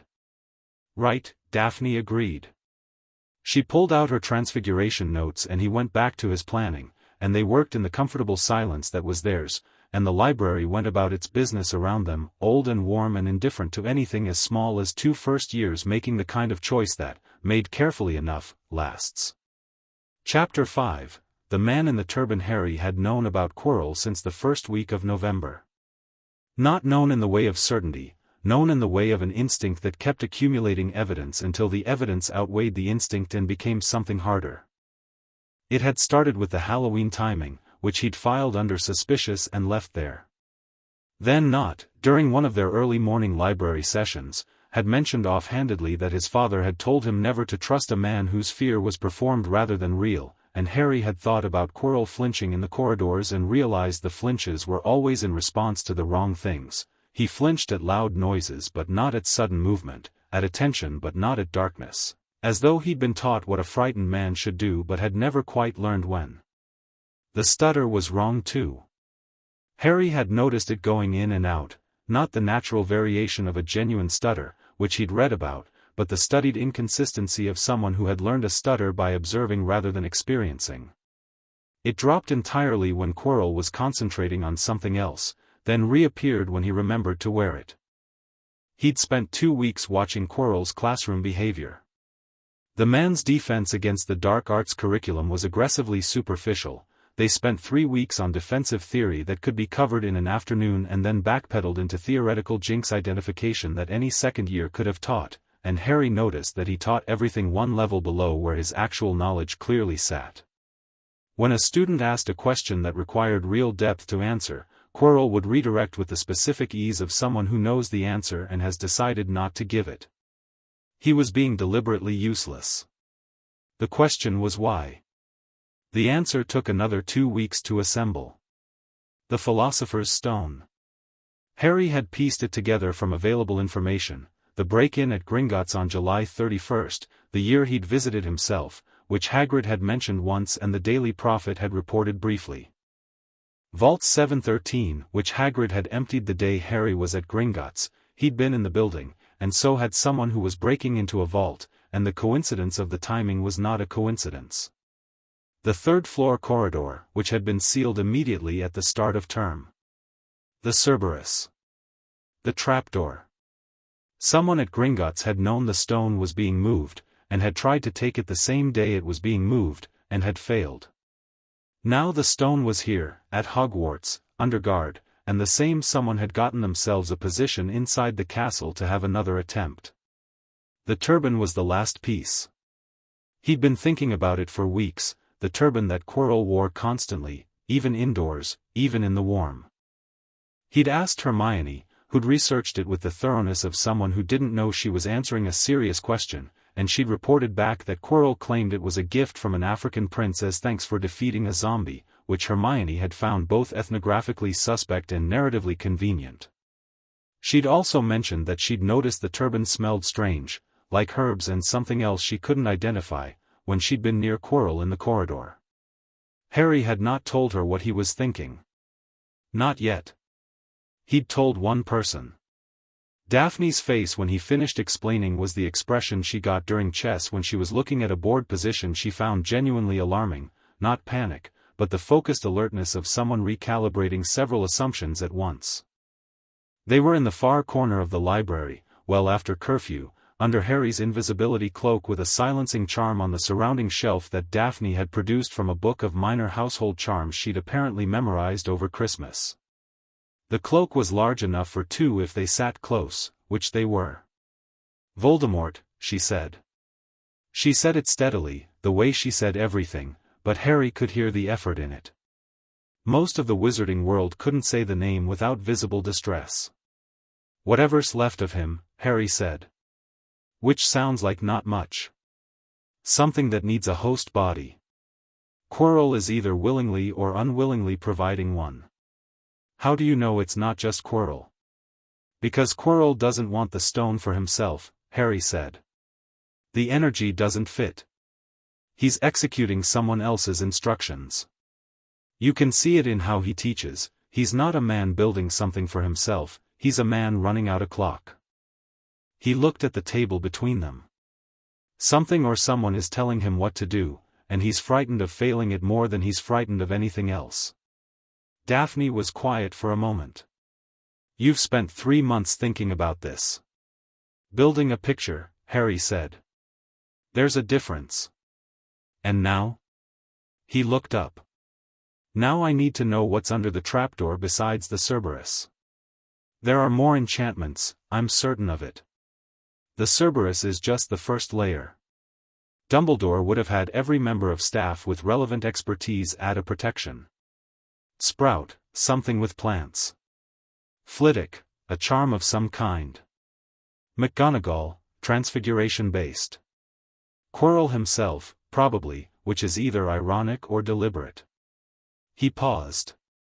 "And whatever Dumbledore himself put at the end." "The mirror," Daphne said immediately. He looked at her. "You mentioned it in December," she said. "That you found something on the 3rd floor that you didn't go into detail about. And Dumbledore would choose something that couldn't be brute-forced. Something that required a specific quality of person." Her grey eyes were steady. "He'd use the mirror because someone who wanted to use the stone couldn't get it from the mirror. Only someone who wanted to find it and not use it could." Harry looked at her for a long moment. "That's exactly right," he said. "I know." She held his gaze. "Which means Quirrell can't get past the mirror alone. He needs," she stopped. "He needs me," Harry said. "Or he thinks he does. Or Voldemort does." He paused. "Voldemort knows about the prophecy. He knows I'm here. He knows what I am. I think the plan is to lead me to the stone and use me to retrieve it." Silence. "That's why Quirrell's been waiting," Daphne said. "Since Halloween," Harry said. "The troll was meant to, I think it was meant to put me in a situation where I'd demonstrate something. Power, or recklessness, or both. Give Voldemort a better read on me." He paused. "Instead it demonstrated that I use my head first, which may have changed the timeline." Daphne stared at the table for a long moment, processing with the efficiency of someone who did not waste processing time on emotion when there was still information to organize. "What are you going to do?" she said. "I'm going to go get it before he does," Harry said. She looked at him. "I'm not going to wait for him to make a move," Harry said. "I'm going to go down there, get the stone, and put it somewhere Quirrell can't access. Then I'm going to present Dumbledore with evidence of what's been living in Quirrell's turban and let the adults handle the political fallout. You're 11 years old, she said. I know. He met her eyes. Does that change the logic of the plan? A pause.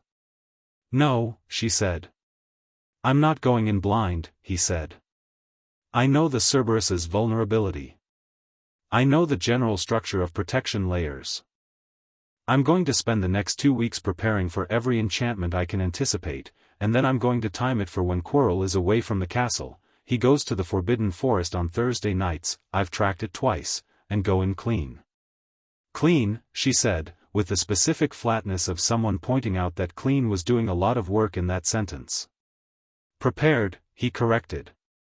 She looked at him for a long time. The silencing charm hummed faintly around them.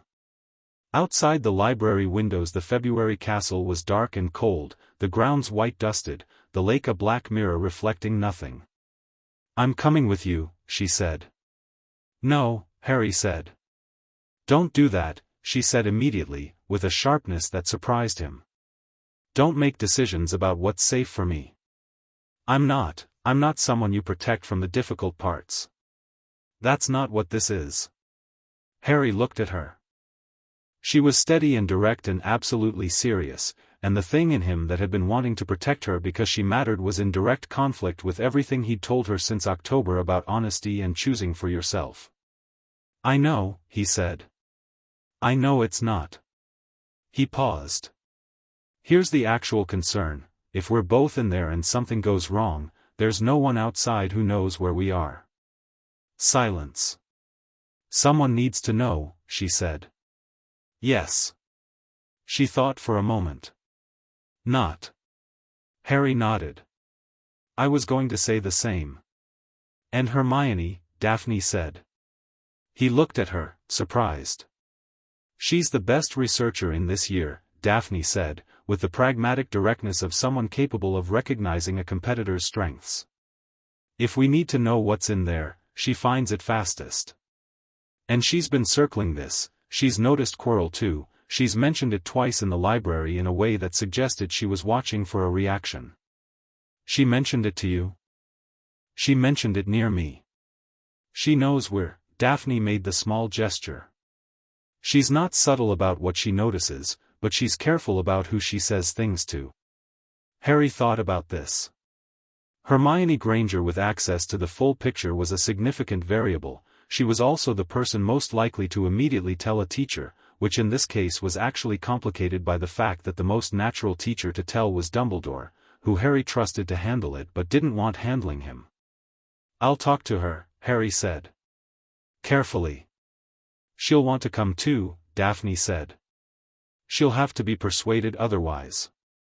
Good luck, Daphne said, with a dryness that was the closest she came to a joke. He talked to Hermione the next morning. She was, as predicted, already halfway there herself. She'd been building the same picture he had from a different starting point. She'd noticed the Gringotts vault break-in in the Prophet, she'd cross-referenced the timing of the third-floor ceiling, she'd made notes in a private notebook about Quirrell's curriculum that were, when she showed them to Harry, more or less identical to his own observations. You knew, Harry said. I suspected, she said. I didn't have, she stopped. I was building toward telling someone. I wasn't sure who. McGonagall, he asked. I thought about it. But if I tell McGonagall she tells Dumbledore, and Dumbledore's response is going to be to add more guards and tighten security, which, she paused, working through it. Which tells Quirrell or Voldemort or whoever that they've been noticed. It doesn't solve the problem. It just delays it and makes them more careful. Harry looked at her.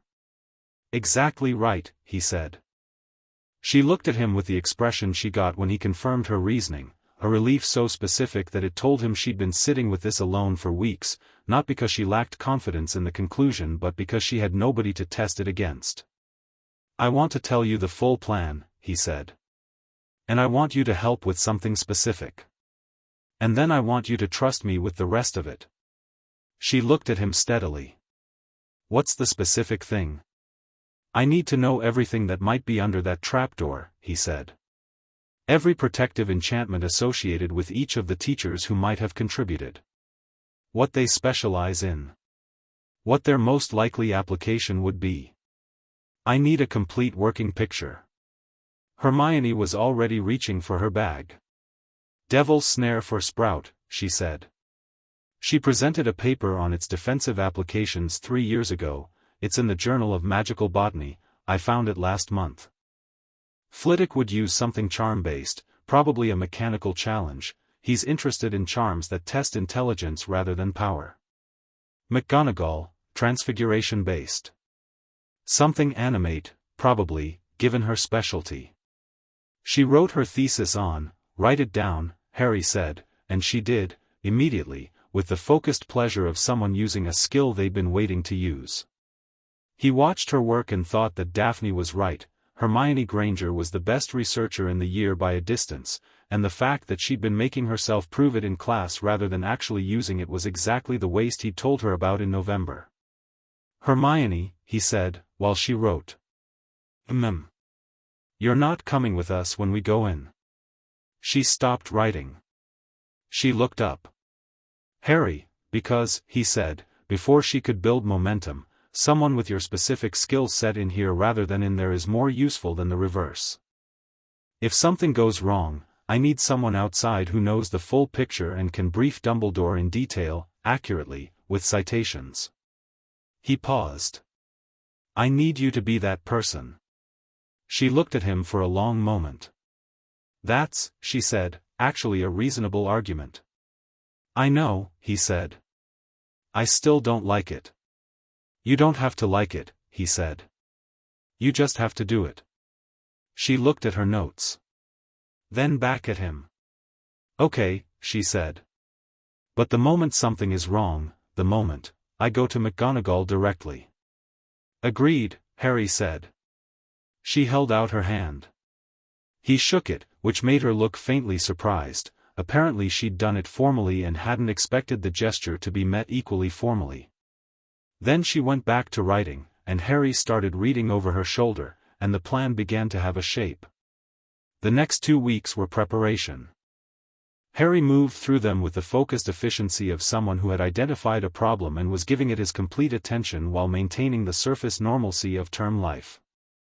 He attended classes, did his work, ate meals, had conversations, played 3 more chess games against Daphne, losing the first, drawing the second, losing the third in a way she told him was significantly more interesting than losing ought to be. He was in the library with Not working on the Fletcher hypothesis.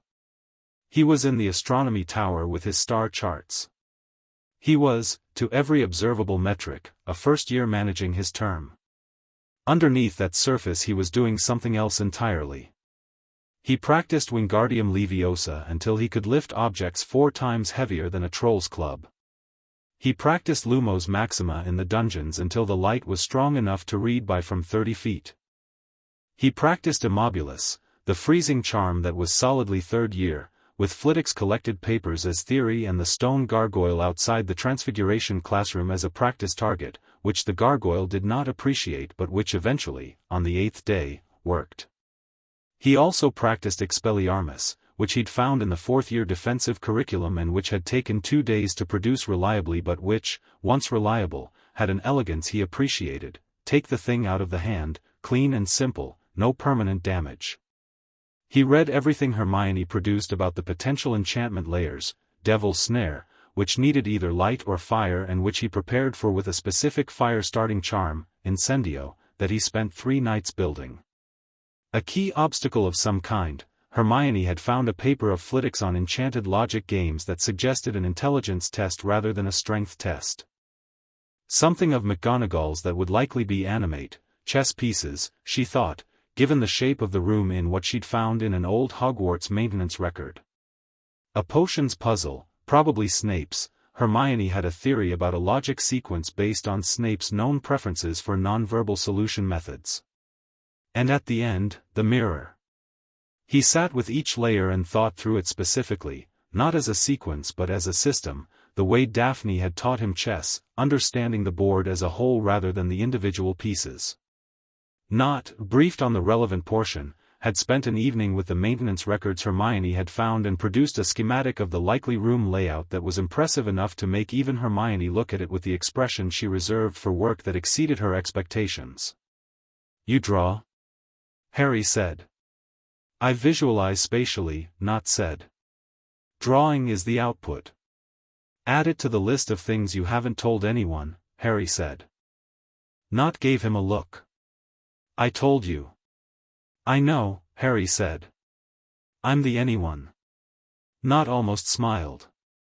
He was getting closer to it lately. Thursday, the second week of March. Quirrell left for the Forbidden Forest at 8:17 in the evening, which Harry confirmed from the astronomy tower where he'd positioned himself with a clear line of sight to the main doors.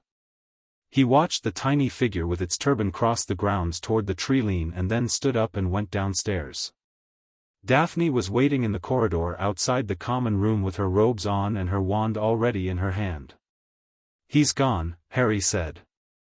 "I know. I watched from the window." She studied his face.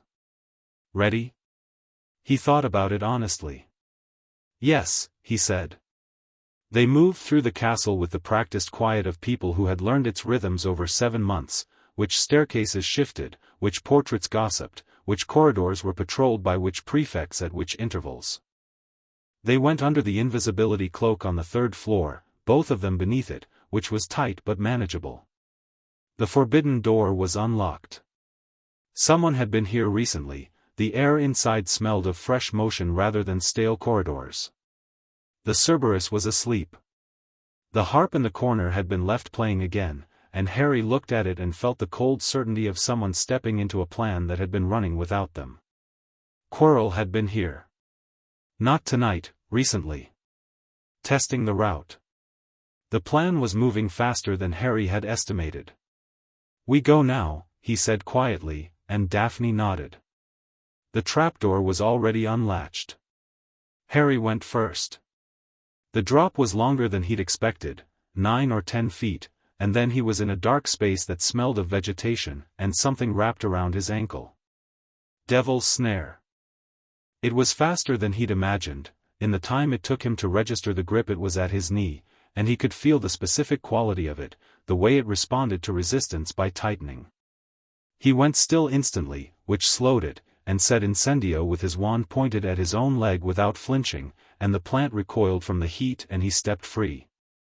Daphne landed beside him, and the snare grabbed her ankle, and she said Lumos Maxima in the same second and the light drove it back. She stepped free and looked at him. "Nice," Harry said. "I read Hermione's notes," Daphne said.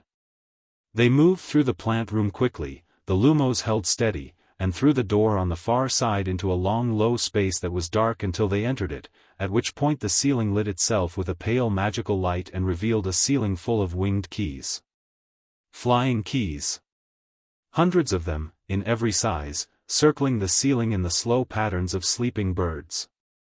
Across the room, a locked door with a keyhole. Old-fashioned and specific. Brooms against the wall. Harry looked at the ceiling for approximately 4 seconds. The keys were moving in individual patterns, not random. He could see the structure of it, the way certain keys were clustering. One of them moved differently from the rest, slightly faster, slightly more purposeful, and with a damaged wing that made its flight pattern irregular in a way that was distinct from the others. He picked up a broom. "Get the door unlocked when I have it," he said, and kicked off. The ceiling of keys scattered when he entered it, like startled birds, chaotic, but the damaged one was easier to track because of its irregular movement. He followed it into the corner, cut off its escape route with a sharp 45-degree angle that his body knew before his mind decided, and closed his fist around it. The metal was warm from flight. He dropped back down and handed it to Daphne, who had been watching him from below and was already at the door. She turned the key. The door opened. The next room stopped them both for a moment. A giant chessboard, the pieces life-sized, carved stone, black and white, standing in the specific stillness of something that was waiting to move. Harry had been expecting this. He'd read Hermione's theory. He'd played chess for 3 months.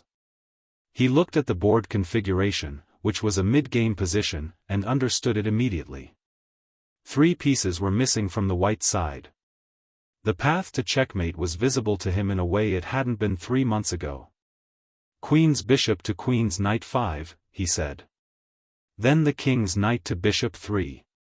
Then, he stopped, looking at the board more carefully. Then it's over in 2 more moves. You can't move the pieces remotely, Daphne said. I know. Harry stepped onto the board. The pieces came alive.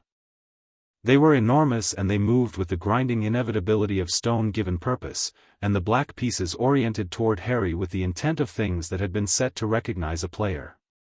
Harry moved the bishop, physically, his hands on the piece's arm, walking it to the square, which the piece permitted with the cold cooperation of something following a game's logic.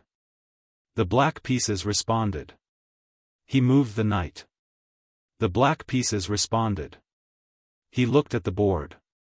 Your turn, a black queen said, in a voice like gravel. Move or forfeit. Harry moved the white queen 3 squares. The black king tipped itself over. The pieces stood down. The far door clicked open. How, Daphne said, as they walked through. You taught me chess, Harry said. I taught you chess 3 months ago, she said. That was a 6th-year logic problem. You also taught me that the board matters more than any individual piece, Harry said. Once you see the board, the moves are obvious. She looked at him. You're doing that thing, she said. What thing? The thing where you say something that sounds like it's about chess. Harry smiled.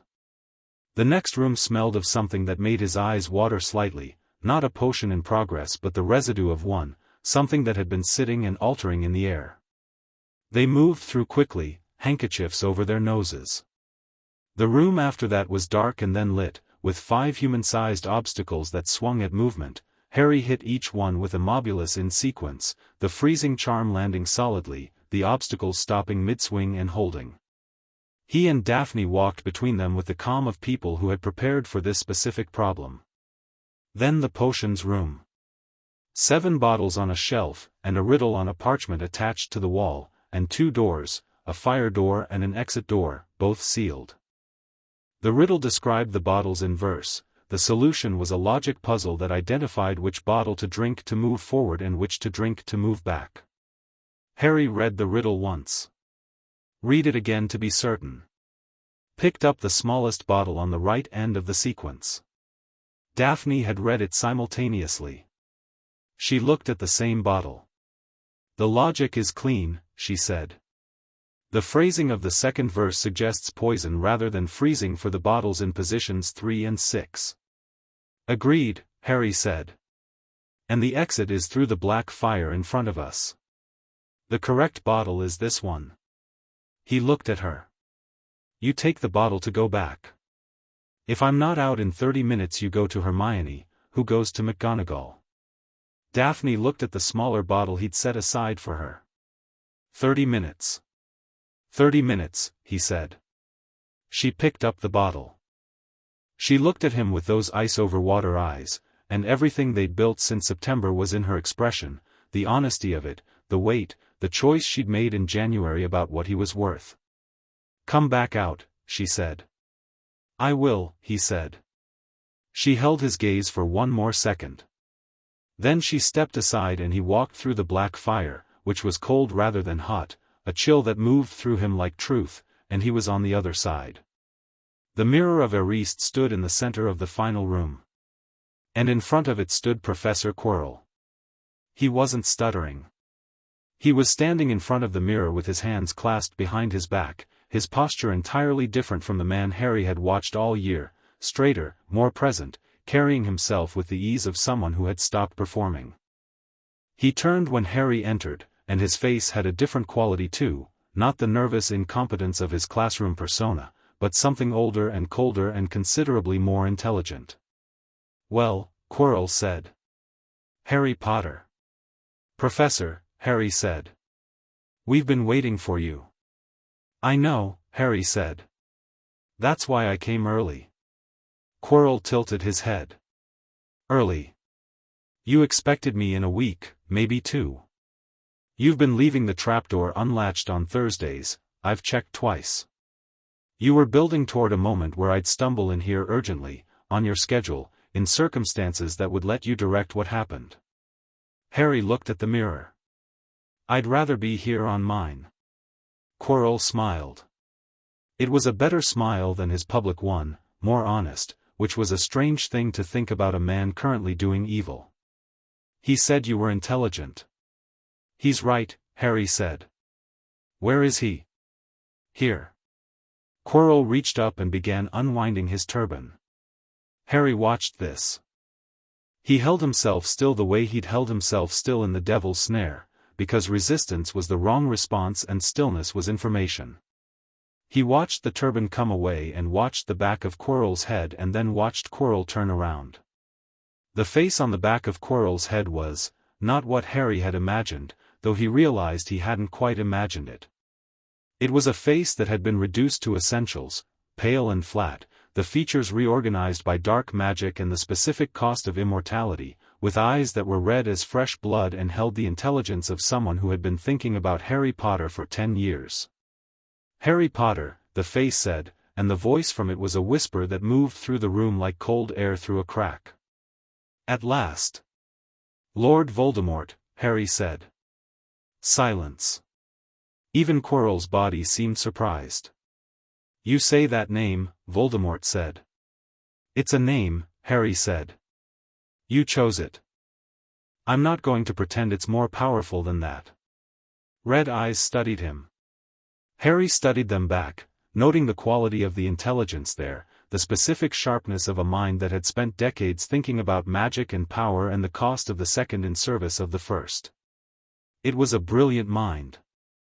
It was also, underneath the brilliance, frightened in a way it had lived with so long it could no longer recognize it. You're not afraid, Voldemort said. No, Harry said. You should be. Probably, Harry agreed. But I've been told fear is most useful when it changes your behavior for the better.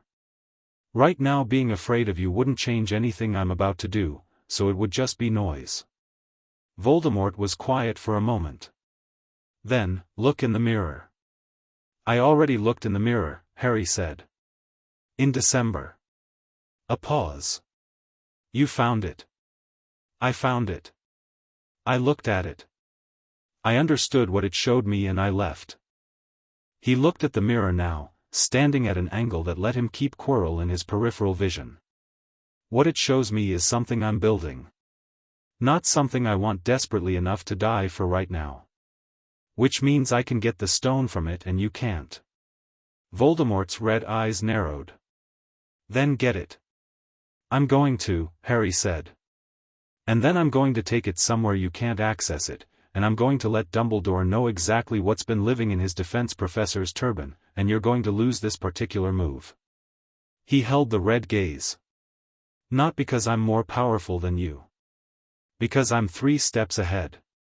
Give me the stone, Voldemort said, and the whisper had a quality in it now, cold and absolute, the voice of someone accustomed to being the sharpest thing in any room.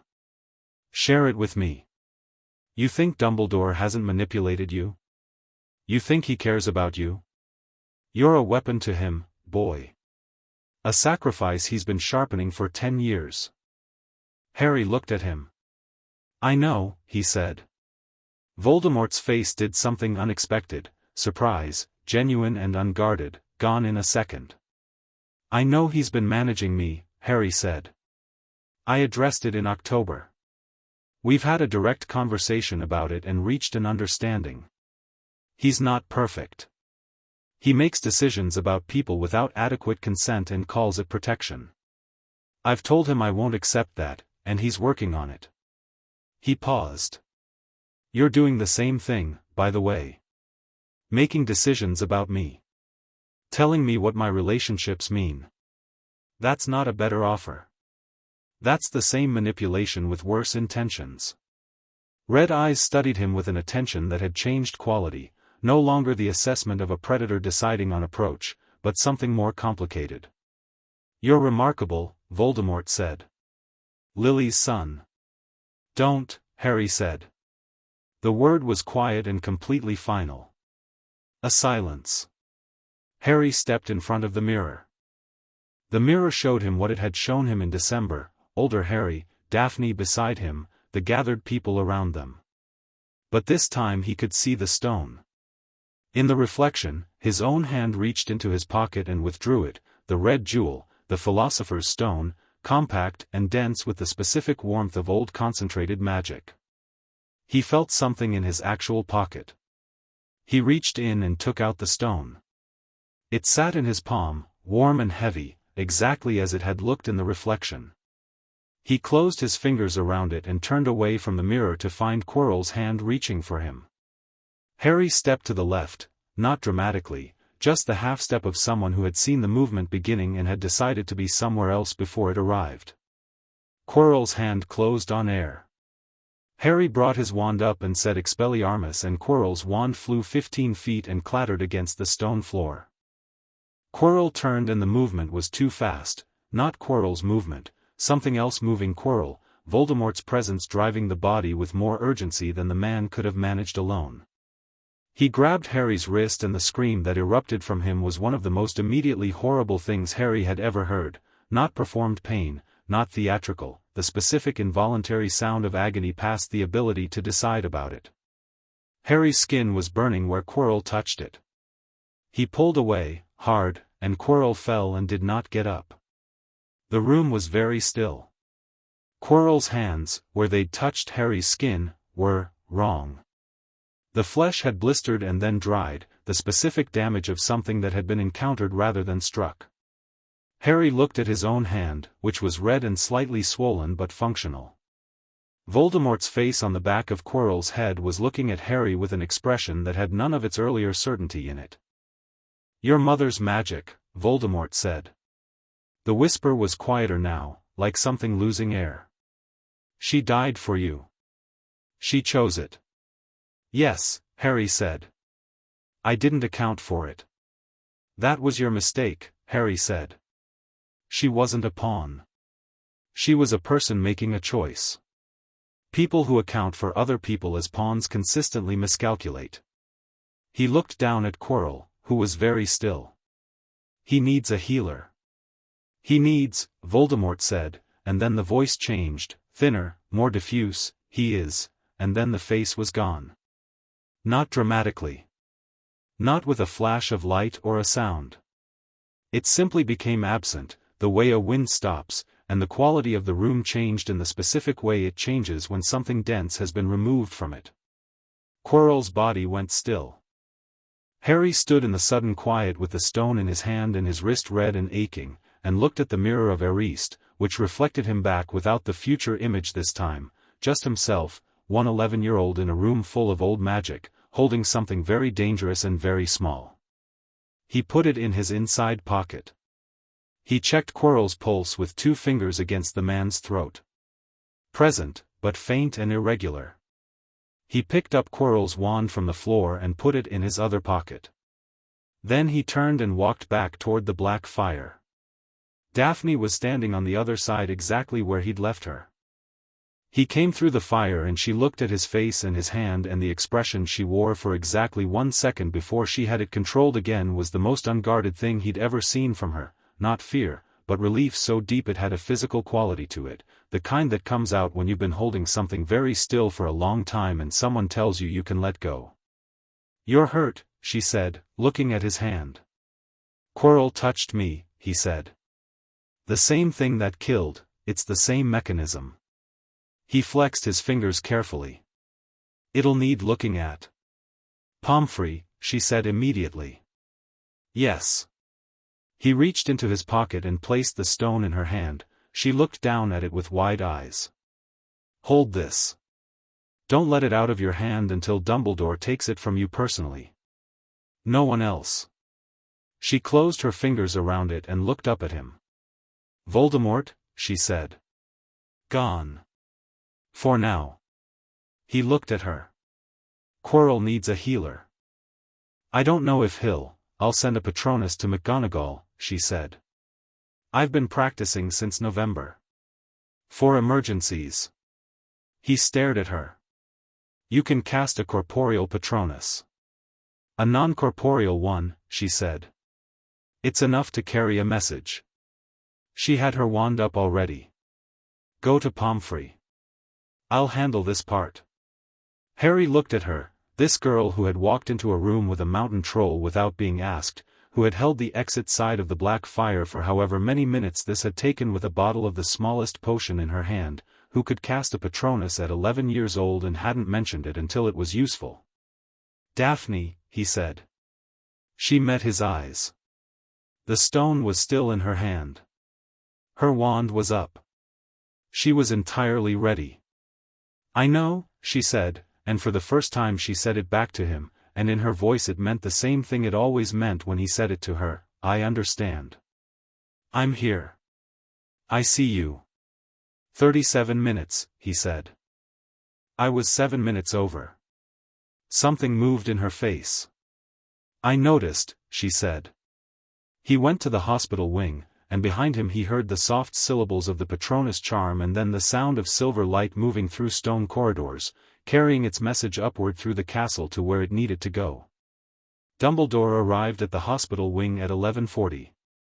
Harry was sitting up in the bed Pomfrey had assigned him, his hand wrapped and cooling under a salve that smelled of peppermint and worked, watching the headmaster cross the ward with an expression Harry couldn't fully classify. Beside Dumbledore, slightly ahead of him with the composed urgency of someone who had been moving very fast through corridors and was refusing to let it show, came Daphne. She stopped at the foot of his bed. Looked at his hand. Looked at his face. Something settled in her.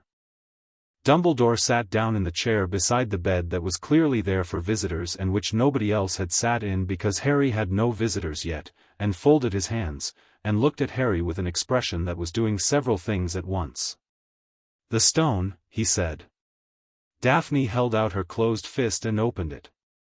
The stone sat in her palm, warm and red under the ward's lights. Dumbledore looked at it. Looked at them. He reached out and took it from Daphne's hand with the gentleness of someone handling something that had cost a great deal. Quirrell, he said. Alive when I left, Harry said.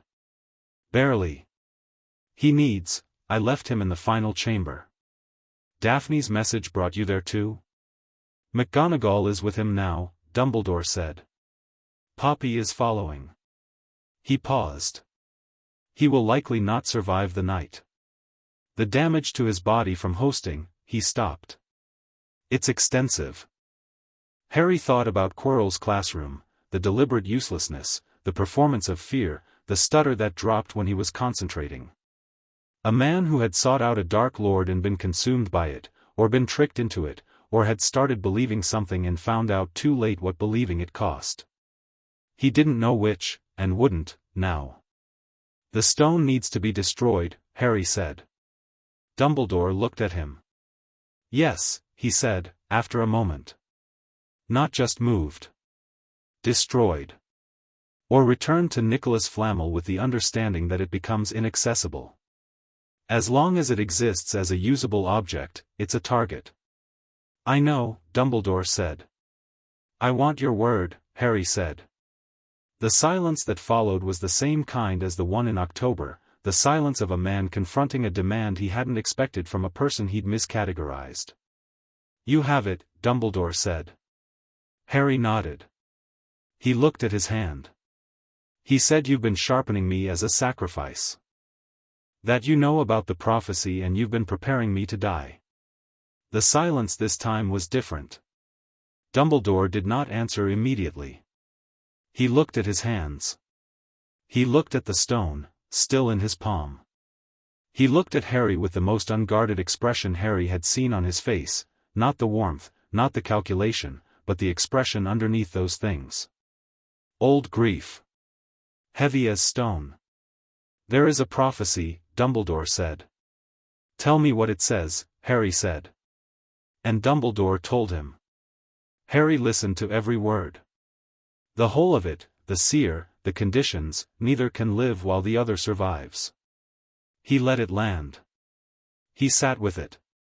He didn't look away from Dumbledore and Dumbledore didn't look away from him. "That's not a death sentence," Harry said, when it was done. Dumbledore blinked. "It says neither can live while the other survives," Harry said. "It doesn't say I have to die. It says one of us has to stop surviving. Those are different things." He held the old man's gaze. "And he's gone again. The soul fragment that was in Quirrell is gone. That changes the equation." "There may be more," Dumbledore started. "I know," Harry said. "We'll find out. Together, this time. With full information." He paused. "I'm not a sacrifice, Professor. I'm a partner.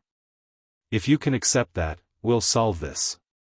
If you can't," he let the sentence finish itself. Dumbledore looked at him for a very long time. Fawkes, who had flown into the hospital wing at some point, Harry wasn't sure when, landed on the bedpost beside him and regarded Harry with one golden eye. Then the phoenix bowed his head and made a sound like something in a cathedral, resonant and old and immensely present. "Your mother," Dumbledore said softly, to himself more than to Harry. "She'd have told you earlier," Harry said.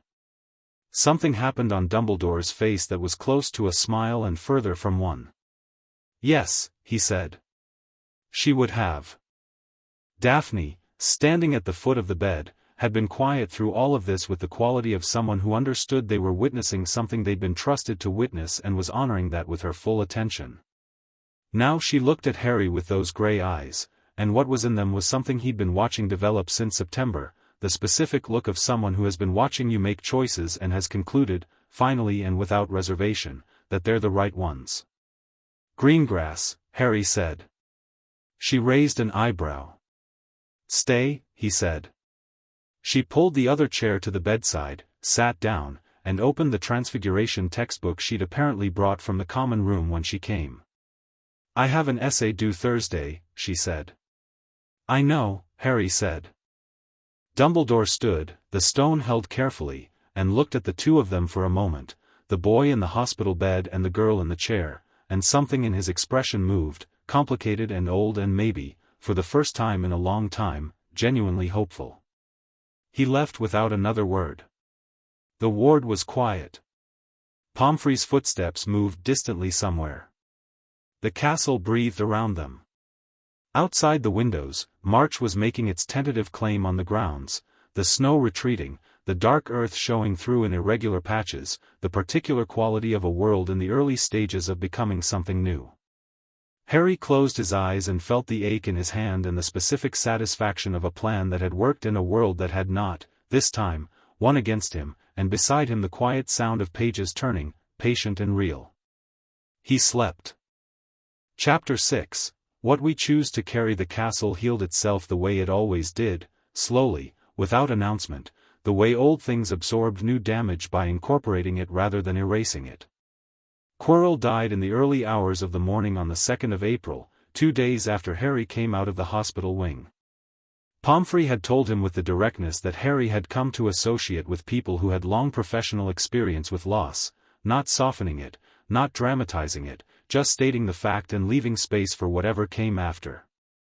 Harry had sat with the information for a morning, thinking about a man who had made choices he couldn't understand from the outside and whose choices had cost him everything, and then he had put it in the place where he kept things that were heavy but couldn't be changed, and moved forward. Dumbledore announced Quirrell's death to the school at breakfast with the specific phrasing of a man who had made many such announcements and never found a way to make them easier. He said passed away, which Harry found imprecise but understood.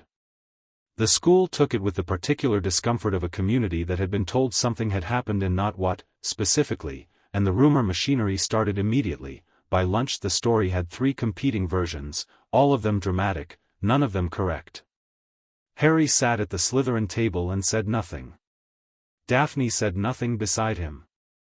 Not, across the table, said nothing with the specific quality of someone who had been told the relevant truth and had processed it privately and wasn't going to perform an opinion about it for an audience. Zabini, who had figured out roughly what had happened through the same careful observation he applied to everything, had said exactly one thing to Harry the morning after: "You went for the stone." Harry had neither confirmed nor denied it.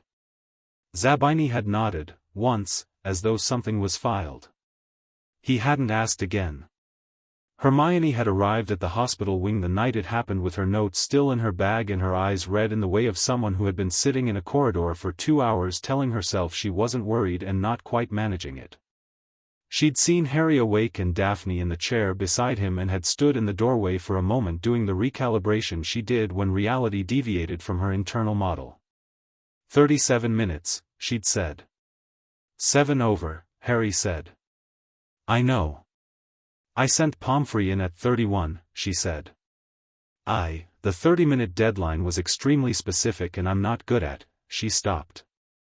I was going to say I'm not good at waiting, but the accurate statement is that I was very worried and the theoretical framework of the deadline became insufficient. You were scared, Daphne said, from her chair, not looking up from her transfiguration notes. Hermione looked at her. Yes, she said, with the same honesty she brought to everything. So was I, Daphne said.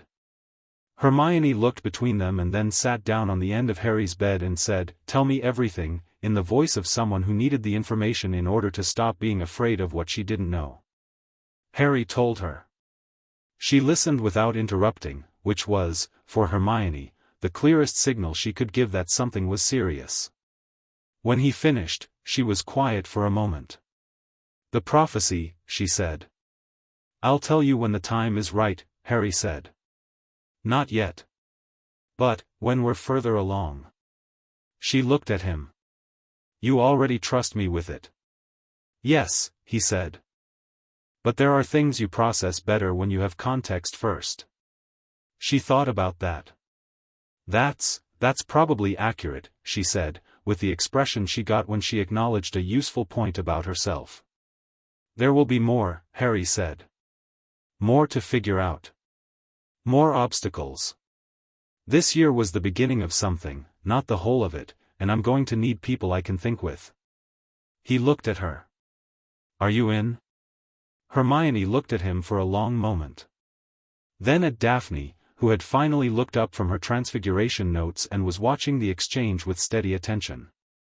"Obviously," Hermione said, like it was the only reasonable answer, which she clearly felt it was. The castle's spring had a different quality from its winter. The grounds opened up, the forbidden forest's tree-line softened from black to green, the lake reflecting sky instead of darkness, the paths between greenhouses clear of frost. Students who had spent 4 months mostly indoors expanded outward into the space like seeds reaching light, and the general atmosphere of Hogwarts lifted into something that had more energy in it. Harry noticed it differently than he thought he would. He'd spent the year moving inward, building small, building precise, the careful construction of something that could hold weight. The confrontation in the underground chambers had been the test of that construction, and it had held, and now he was walking through an April morning with the specific lightness of someone who has carried something heavy and put it down, and the grounds were green, and Daphne was beside him on the path to the lake.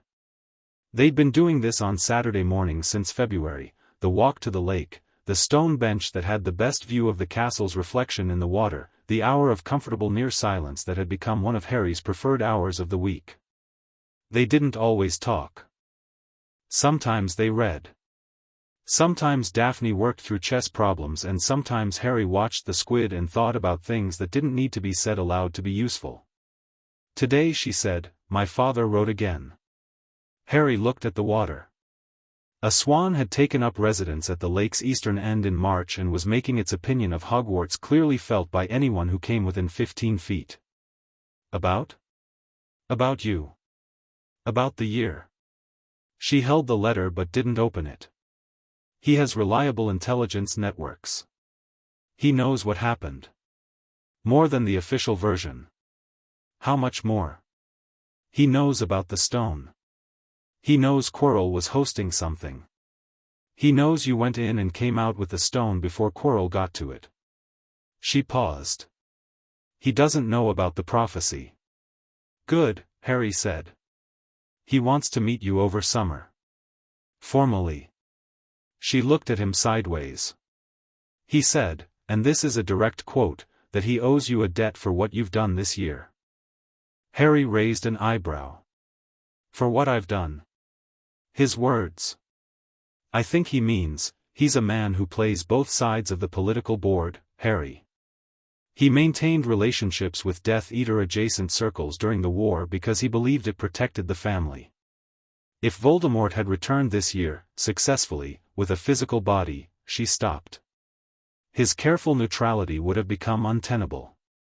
The people he managed relationships with would have expected commitment. Harry thought about this. And now the immediate threat is gone. For now, Daphne said.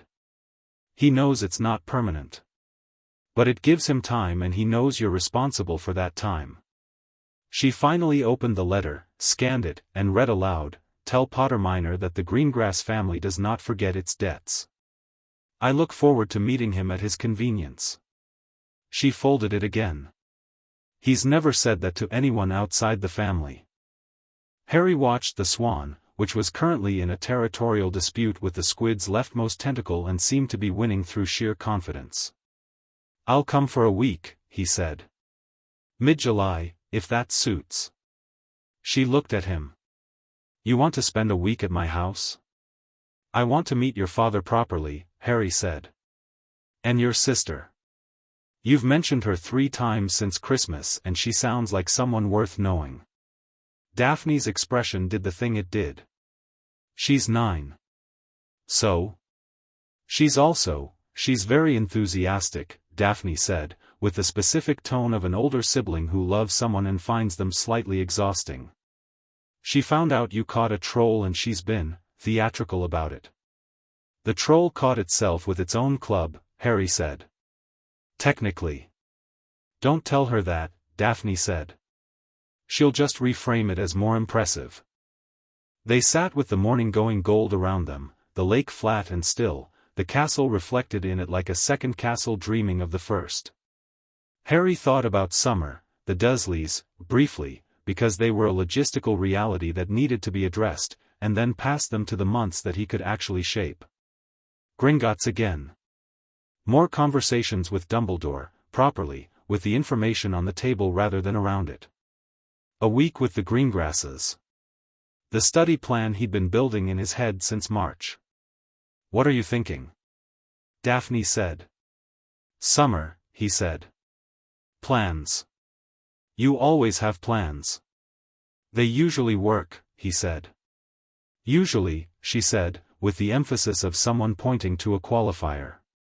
"The troll was improvised," Harry said.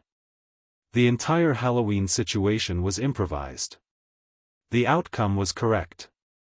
The outcome was that you hit a mountain troll with its own club in a girl's bathroom," she said, and then told Professor McGonagall it was an application of first-year charms. "It was," Harry said. She looked at him and then looked at the lake and the corner of her mouth moved in the way it always moved, and Harry thought, not for the first time, and with no particular surprise at this point, that the view from this bench was one of the best things about Hogwarts, and the company was better. The end-of-year feast was on a Tuesday evening in mid-June, the great hall strung with end-of-term decorations that leaned into summer, warm colors, flowers that were apparently enchanted to release their scent in waves, candles that burned a lower gold than usual. Harry sat at the Slytherin table with Daphne on his left and Zabini on his right and not across from him, and ate good food, and watched the hall. Hermione was at the Gryffindor table, deep in conversation with Neville, who had grown approximately 2 inches since September and had stopped apologizing before everything he said. She caught Harry's eye across the hall and gave him the small nod she developed for moments when verbal communication wasn't practical but acknowledgement was. He returned it. Ron Weasley was 5 seats down from Hermione, talking with his usual animation, his face open and easy in the company of his housemates. He'd been interesting this year, from Harry's careful peripheral distance. He'd grown into himself, slightly, without the Harry Potter role to play. He'd found that he was genuinely good at chess and reasonably good at Quidditch and had strong opinions about both that people listened to once he stopped pitching them as the opinions of someone who was supposed to be Harry Potter's best friend. They'd spoken 11 times over the year, by Harry's count. Never long conversations, corridors, stairs, once in the library when they'd happened to be in the same section and Ron had asked a genuine question about the textbook he was reading and Harry had answered it, and they'd talked about potions theory for 20 minutes with the ease of two people who happened to agree on something. It wasn't friendship in the way Ron had been told to expect. It was something less performed and more real. Harry thought Ron was probably relieved, somewhere underneath the lingering confusion. The role he'd been cast in had been uncomfortable. The thing that had replaced it was smaller and quieter and his own. At the head table, the teachers were assembled in the particular end-of-year mood that Harry had observed, looser than usual, the professional composure at half-mast in the way of people who had worked hard and were allowing themselves to acknowledge it. Flitwick was talking to Sprout with the animated energy he got around plants, his hands moving expressively. McGonagall was reviewing parchment with the focused intensity of someone who could not quite bring herself to stop working. Snape sat with his wine and watched the room with the habitual alertness that was, Harry had concluded, simply how he existed rather than a response to any specific concern. Snape had been something this year. The word Harry kept arriving at was complicated, which was insufficient but accurate. There was a history between Snape and his father that Harry had learned some of from Hermione's research and some of from inference, and that history had clearly calcified into an automatic response to Harry that Snape spent the year fighting against by refusing to show it.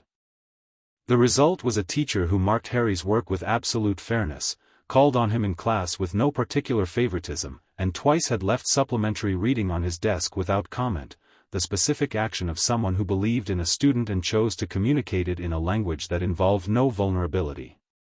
Harry had left a note beside each piece of supplementary reading, "Thank you. I found this useful." Snape had never responded to either note. But the third piece of supplementary reading had arrived with a small annotation in Snape's hand that said only page 43 is relevant to your Fletcher hypothesis. Harry had read page 43 and understood it as the closest Snape would come to a conversation, and had proceeded accordingly. Now, at the end-of-year feast, Snape looked up from his wine once and found Harry's gaze across the hall. The look that passed between them was not warm, it was too layered and too complicated for warm, but it was something. Acknowledgement. The specific recognition of two people who have been working in the same direction without discussing it. Snape looked away first. Harry went back to his dinner and thought, next year. Dumbledore's end-of-year speech was better than his start-of-year speech. Harry had been expecting something polished and warm and carefully calibrated, the speech of a man who had given this speech for 50 years. What he got was something slightly different, less performance, more presence. The headmaster stood at the podium and looked out at the hall with an expression that was doing fewer things than usual. He announced the House Cup, Slytherin won it, which was the first time in 7 years, and the Slytherin table produced a noise that was equal parts satisfaction and vindication. Harry accepted his portion of the collective celebration with the equanimity of someone who had not been playing the year for house points but was not ungrateful for them. He awarded special commendations for exceptional first-year work in 3 subjects, which were distributed with the practiced even-handedness of a man who had thought carefully about optics. Hermione received 1 for charms and transfiguration, which she accepted from her seat with the expression of someone who found the public acknowledgement deeply satisfying and was trying to be restrained about it. Harry received 1 for potions, which made Snape's expression do something that was not quite anything nameable. Not received 1 for supplementary academic achievement, which surprised not visibly and clearly moved him in a way he spent considerable effort concealing. Then Dumbledore paused. "There is one more matter," he said, with the specific quality of someone who has prepared a thing and is now delivering it in a way that he has also prepared. This year, Hogwarts has faced a genuine threat, one that has been contained, at considerable personal cost, by individuals whose courage and intelligence deserve formal recognition. The hall went quiet in the specific way it had on sorting night. Harry set down his fork. "It would be," Dumbledore continued, "inappropriate to detail the nature of the threat publicly. Suffice to say that what was at stake was significant, and those who acted to protect this school and its inhabitants did so at personal risk, without instruction, and with an effectiveness that reflects credit not merely on their houses but on their character. He looked across the hall. Not at Harry specifically, at the Slytherin table generally, but with the angle of a man who knew where his attention was directed.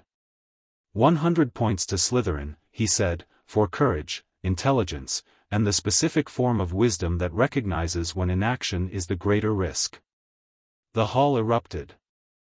The Gryffindor table was generous about it, which surprised Harry. Several 4th and 5th years were genuinely applauding, the specific response of people who respected a thing even when it didn't benefit them directly. The Hufflepuff table was entirely supportive. The Ravenclaw table was calculating, but calculatingly supportive. Draco Malfoy, 6 seats down, was on his feet. He was applauding with the slightly theatrical enthusiasm of someone who was delighted with the outcome and not entirely sure what it had been about, which was the most honest Harry had seen him all year. Daphne, beside Harry, was still seated. She was looking at the table. Her expression had the quality of someone receiving something they hadn't asked for and didn't know what to do with. Harry said, very quietly, meant only for her, "You earned it." She looked at him. "We earned it." "Yes," he agreed. "We." She looked at him for a moment, a real look, not the assessment, not the weighing, but the look underneath those things that had been building since January and was now simply there, resident in her expression, no longer something she was deciding about. Then she looked at Dumbledore, who had caught this exchange from the head table at a distance and was watching it with the expression of someone who had given up trying to predict this particular student and had decided, somewhat late, to find it admirable instead. She stood up. Not dramatically. She simply stood up, which in the context of the noise and celebration around them was a perfectly small action, and she began to applaud, and Harry thought that for Daphne Greengrass to stand and applaud something publicly was approximately equivalent to any other person building a monument. He stood too. The last night before the train had a specific quality that Harry had read about but hadn't expected to feel so precisely, the bittersweet compression of a place becoming memory, every familiar stone and corridor carrying the accumulated weight of 9 months of living. He walked the castle after midnight. Not because he needed to go anywhere. Because he wanted to look at it, properly, before he became someone who had left it and would return to it rather than someone who simply lived here. The way you look at a place when you know you're about to miss it. He went to the astronomy tower, which had the best view of the grounds. He stood at the parapet and looked out at the dark sweep of it, the lake, the forbidden forest, the path down to Hagrid's hut where a light still burned at this hour, the Quidditch pitch's white hoop standing in the moonlight like something ceremonial. He thought about the year. Not cataloging, he was beyond cataloging, had been filing things away all year with the systematic attention of someone who understood that information was only useful if you could retrieve it. This was something different, the act of simply holding the year as a whole, feeling its weight and shape. He'd come here with a feeling that things were wrong and a bone-deep instinct to choose differently. He'd chosen differently. He'd chosen Slytherin over expectation, honesty over management, his own terms over everyone else's plan. He'd confronted a man who had been running his life for 11 years and had the conversation both of them needed. He'd filed legal papers that nobody his age was supposed to file. He'd gone into an underground chamber with a girl who had pulled her wand without being asked and faced the most dangerous thing in the wizarding world with his hands steady and his head clear. He'd made friends, real ones, the kind that were chosen rather than assigned. Not, who thought like him and didn't perform. Zabini, who missed nothing and said less than he knew and was developing, quietly, into someone Harry trusted with the kind of information that mattered. Hermione, brilliant and anxious and capable of more than she'd been given credit for, who had started approaching the world with slightly more ownership of her own formidability. Neville, who had discovered over the year that knowing things in a room was not the same as being allowed to know things, and who had started, slowly, taking up the space his knowledge warranted. And Daphne.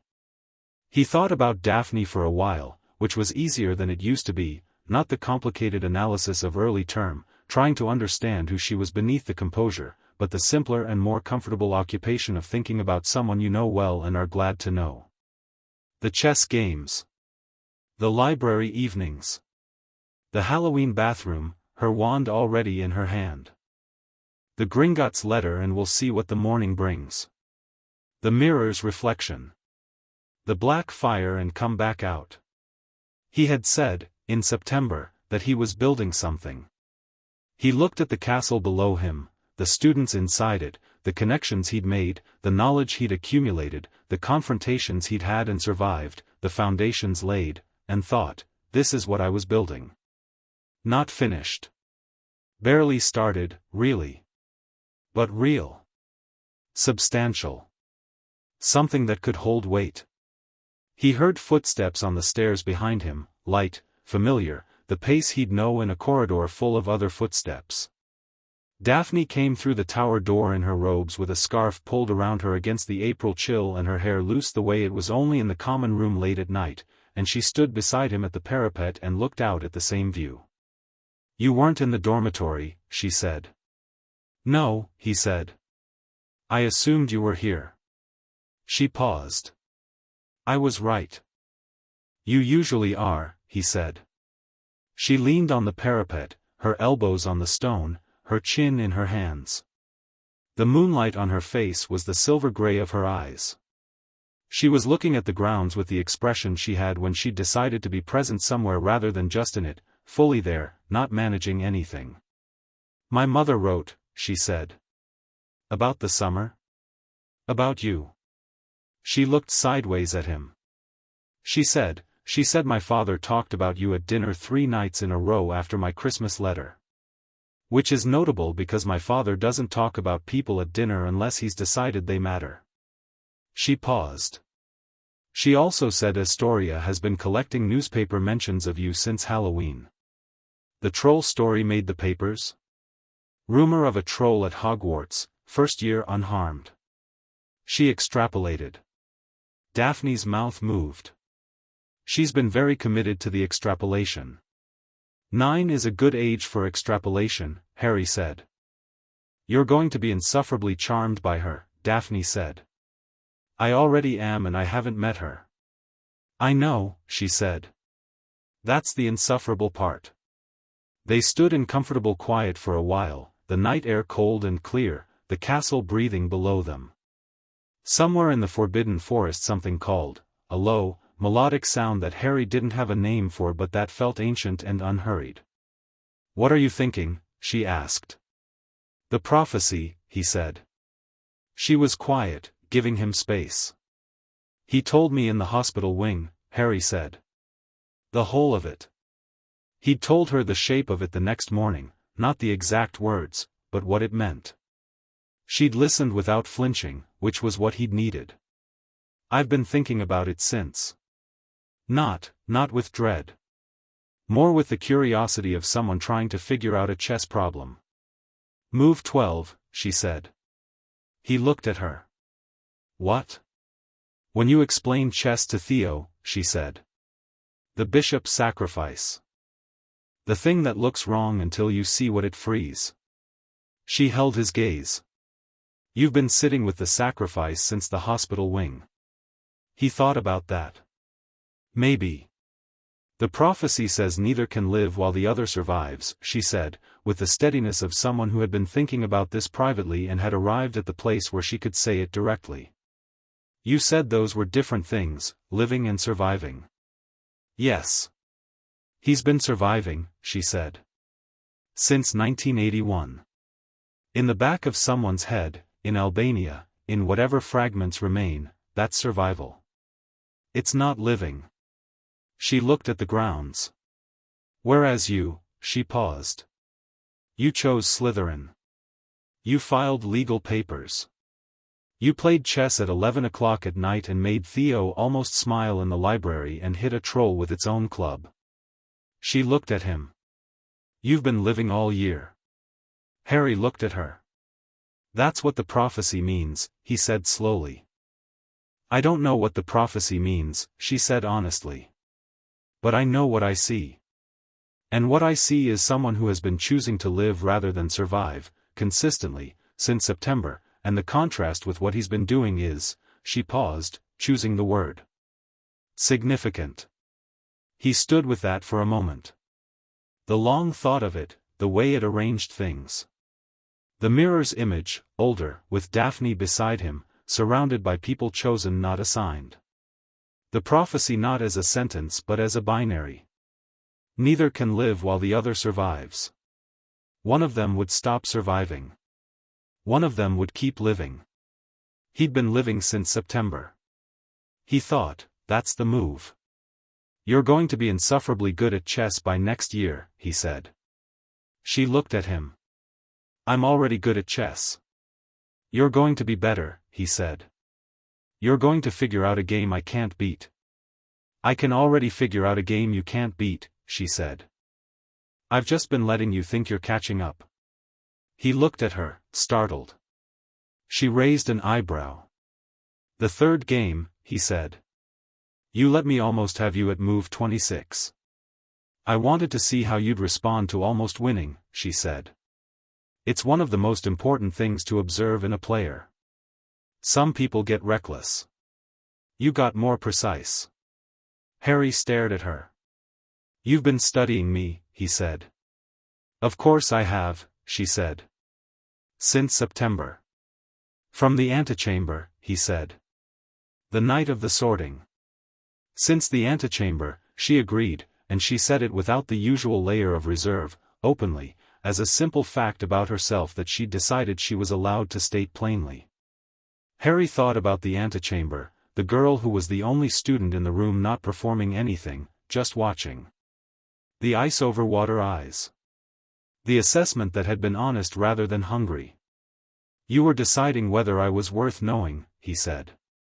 Yes, she said. And? She looked at him with those eyes, and what was in them was what had been growing all year, and she let it be visible in the way she hadn't before, without controlling it or presenting it at the right angle. I decided in October, she said. The Gringotts letter. You filed against Dumbledore because it was right, not because it was strategic, even though you were aware it was also strategic. She paused. I decided then. You didn't tell me until January, he said. I decided in October, she said again. I was sure in January. Those are different things. Harry looked at her for a long time. The night was very clear and the castle was very old and everything below them was the specific mix of the beautiful and the complicated that had been this year, and beside him was the person who had made the most of it real, who had chosen him deliberately, in full knowledge of what choosing him cost, and had gone on choosing him past the point where it was just an idea. Next year, he said. Next year, she agreed. More of this, he said. More building. More of what we started. More chess, she said. More chess, he said. She smiled. Not the potential of one. Not the corner of her mouth. Not the ghost. A full, real, warm smile that was entirely hers, quiet and genuine and gone before the next sentence started but undeniably, completely there. Harry carried it down from the tower and through the corridors and into the dungeons and into sleep, and it was still there in the morning. The train. King's Cross arrived as it always did, through fog and morning noise and the specific compressed energy of 500 students collectively processing that they were returning to the world outside the castle. Harry moved through the platform crowd with the ease of someone who had spent 9 months learning to move through complicated spaces, his trunk on the trolley, Hedwig on her perch looking imperial. Not found him at the barrier. Summer, not said. Not a question. I'm sending you a problem, Harry said. The Fletcher modification. I want to test the polyjuice hypothesis in theory this summer. Full write-up. I'll have notes ready by August, not said, with the specific satisfaction of someone being given work they'd have done anyway. Harry offered his hand. Not looked at it for a moment, the formal gesture, old-fashioned, the kind his father probably used, and shook it with the seriousness it deserved. Theo, Harry said. Harry, not said, equally quiet, and there was something in it, the name exchanged not as address but as something closer to a declaration, the compact of two people who have decided on each other. Zabini appeared at his elbow. "I've left you something in your trunk," he said. "Don't open it on the platform." "What is it?" "More coffee," Zabini said, "and a list of the 3 books you should have read before second year but probably haven't." "I might have read them," Harry said. Zabini gave him a measured look. "The Caro Collected Correspondences, 1943? "No," Harry admitted. "The list was worth making," Zabini said, and nodded once, and was gone into the crowd.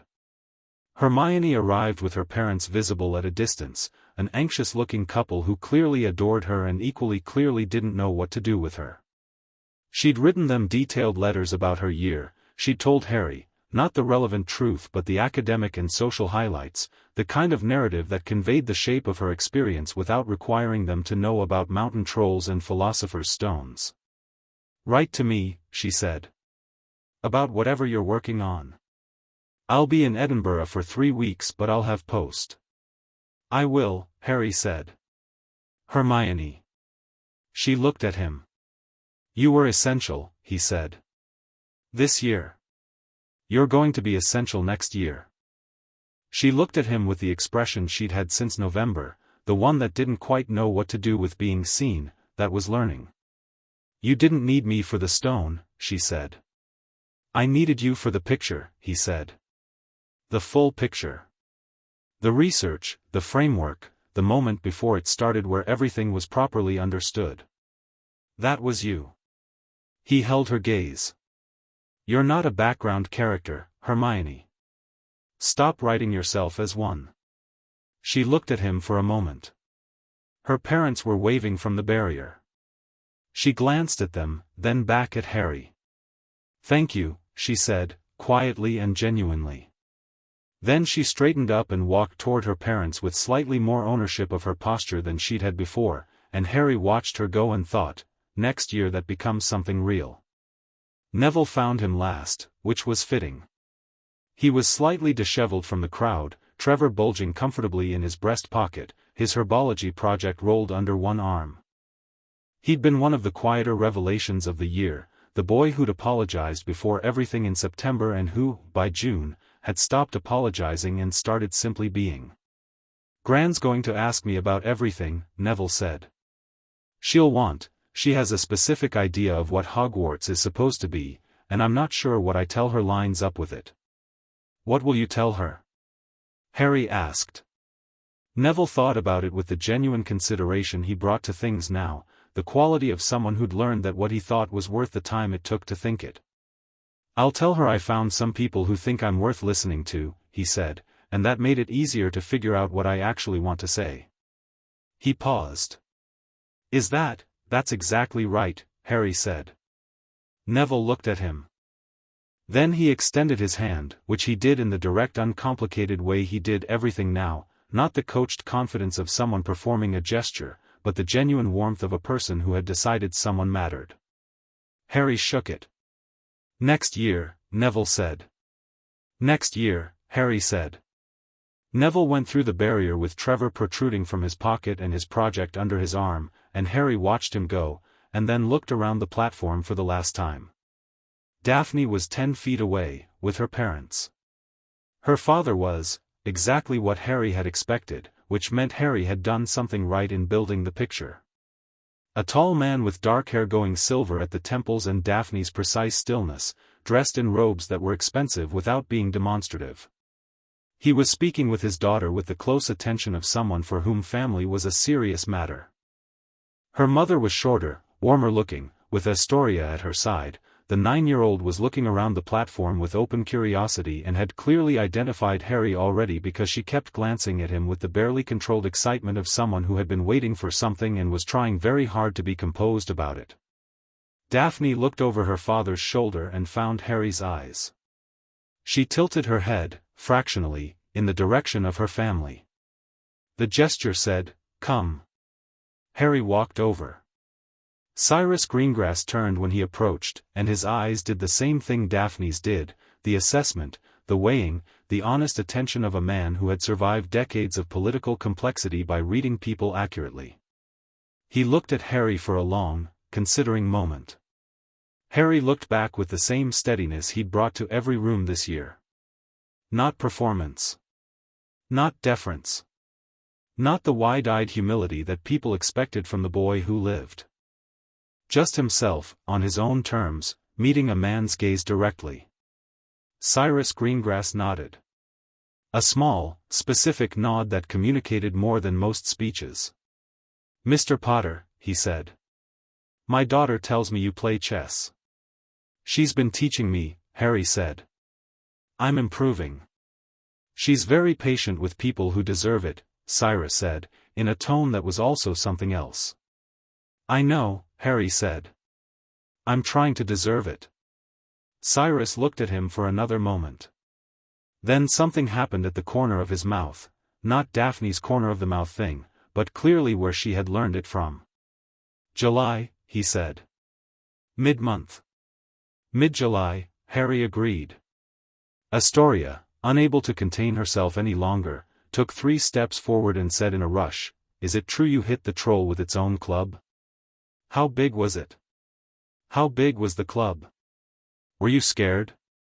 Daphne said she wasn't scared, but I think she was a little scared and, "Astoria," Daphne said. "I'm asking important questions," Astoria said, with complete seriousness.